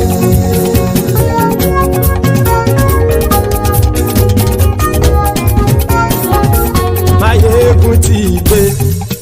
Gbogbo ọ̀jẹ̀lú ẹ̀sùn ràkì. Maiyegun ti dé. Gbogbo ọ̀jẹ̀lú ẹ̀sùn ràkì. Ṣùgbọ́n ní bá ti ṣe èyí tó yẹ kí wọ́n ṣe, ọmọ bá dèrò ní fi wọ́n níran o. Maiyegun ti dé. Gbogbo ọ̀jẹ̀lú ẹ̀sùn ràkì. Maiyegun ti dé. Gbogbo ọ̀jẹ̀lú ẹ̀sùn ràkì. Ṣùgbọ́n ní bá ti ṣe èyí tó yẹ kí wọ́n ṣe, ọmọ bá dèrò ní fi wọ́n níran. Wọ́n fowó bẹ́ẹ̀ o, Maiyegun ó sọ pé wọ́n ò bẹ́ẹ̀. Wọ́n fowó bẹ́ẹ̀, Maiyegun ó sọ pé wọ́n ò bẹ́ẹ̀. Oníkanṣá ti ṣe èyí tó yẹ kí wọ́n ṣe, fáwọn ará ìlú tó gbé wọn débẹ̀ o. Maiyegun ti dé. Gbogbo ọ̀jẹ̀lú ẹ̀sùn ràkì. Maiyegun ti dé. Gbogbo ọ̀jẹ̀lú ẹ̀sùn ràkì. Ṣùgbọ́n ní bá ti ṣe yìí tó yẹ kí wọ́n ṣe, ọmọ bá dẹ́rọ̀ ò ní fi wọ́n níran. Ha! Kì máa yí ṣe eré, ọ̀rọ̀ yìí kì í ṣe ẹ̀fẹ̀. Kì máa yí ṣe eré, ọ̀rọ̀ yìí kì í ṣe ẹ̀fẹ̀. Ẹni bá ti lè lẹ́bọ̀ lẹ́rù o, ọmọ bá dèrò kàṣàyè tú wọn síta. Maiyegun ti dé. Gbogbo ọ̀jẹ̀lú ẹ̀sùn ràkì. Maiyegun ti dé. Gbogbo ọ̀jẹ̀lú ẹ̀sùn ràkì. Ṣùgbọ́n ní bá ti ṣe yìí tó yẹ kí wọ́n ṣe, ọmọ bá dẹ́rọ̀ ò ní fi wọ́n níran. Tẹnitẹni ọmọ Maiyegun ọ̀rẹ́ ara ìlú mọ̀mọ́ ni mo fọlọ́hún ṣọ́ ẹ̀ bá kìlẹ́bù. Lóòótọ́ olódodo ìlú ọ̀tá ìlú mọ̀mọ́ ni ìwọ ṣá máa ń ṣọ́ra kò sì mọ́ bẹ̀rù. Bọ́tà ń lè rí bóníṣègùn lé káwọn mọ̀mọ́ fi ṣera wọn ni ó ti dẹ̀rùn tí wọn ò gbọ́dọ̀ sè mọ́bẹ̀. Èèpo ọ̀bọ̀ lọmọ bá dérò tàjẹ́ ò gbọ́dọ̀ jẹ́, ó ti jọba lórí àbínú ẹni kò sì mọ́ bùyà. Àìsíwọ́lu ní ẹnìkẹ́ ìgbódì ẹyin lábàrá o, ó kó ẹni tó bá dán o àkàmù. Maiyegun ti dé. Gbogbo ọ̀jẹ̀lú ẹ̀sùn ràkì. Maiyegun ti dé. Gbogbo ọ̀jẹ̀lú ẹ̀sùn ràkì o. Ẹni bá ti ṣe yìí tó yẹ kí wọ́n ṣe, ọmọ bá dèrò òní fi wọ́n níran o. Maiyegun ti dé. Gbogbo ọ̀jẹ̀lú ẹ̀sùn ràkì. Maiyegun ti dé. Gbogbo ọ̀jẹ̀lú ẹ̀sùn ràkì. Ṣùgbọ́n ṣùgbọ́n ní bá ti ṣe yìí tó yẹ kí wọ́n ṣe ọmọ bá dẹ́rọ̀ ò ní fi wọ́n níran.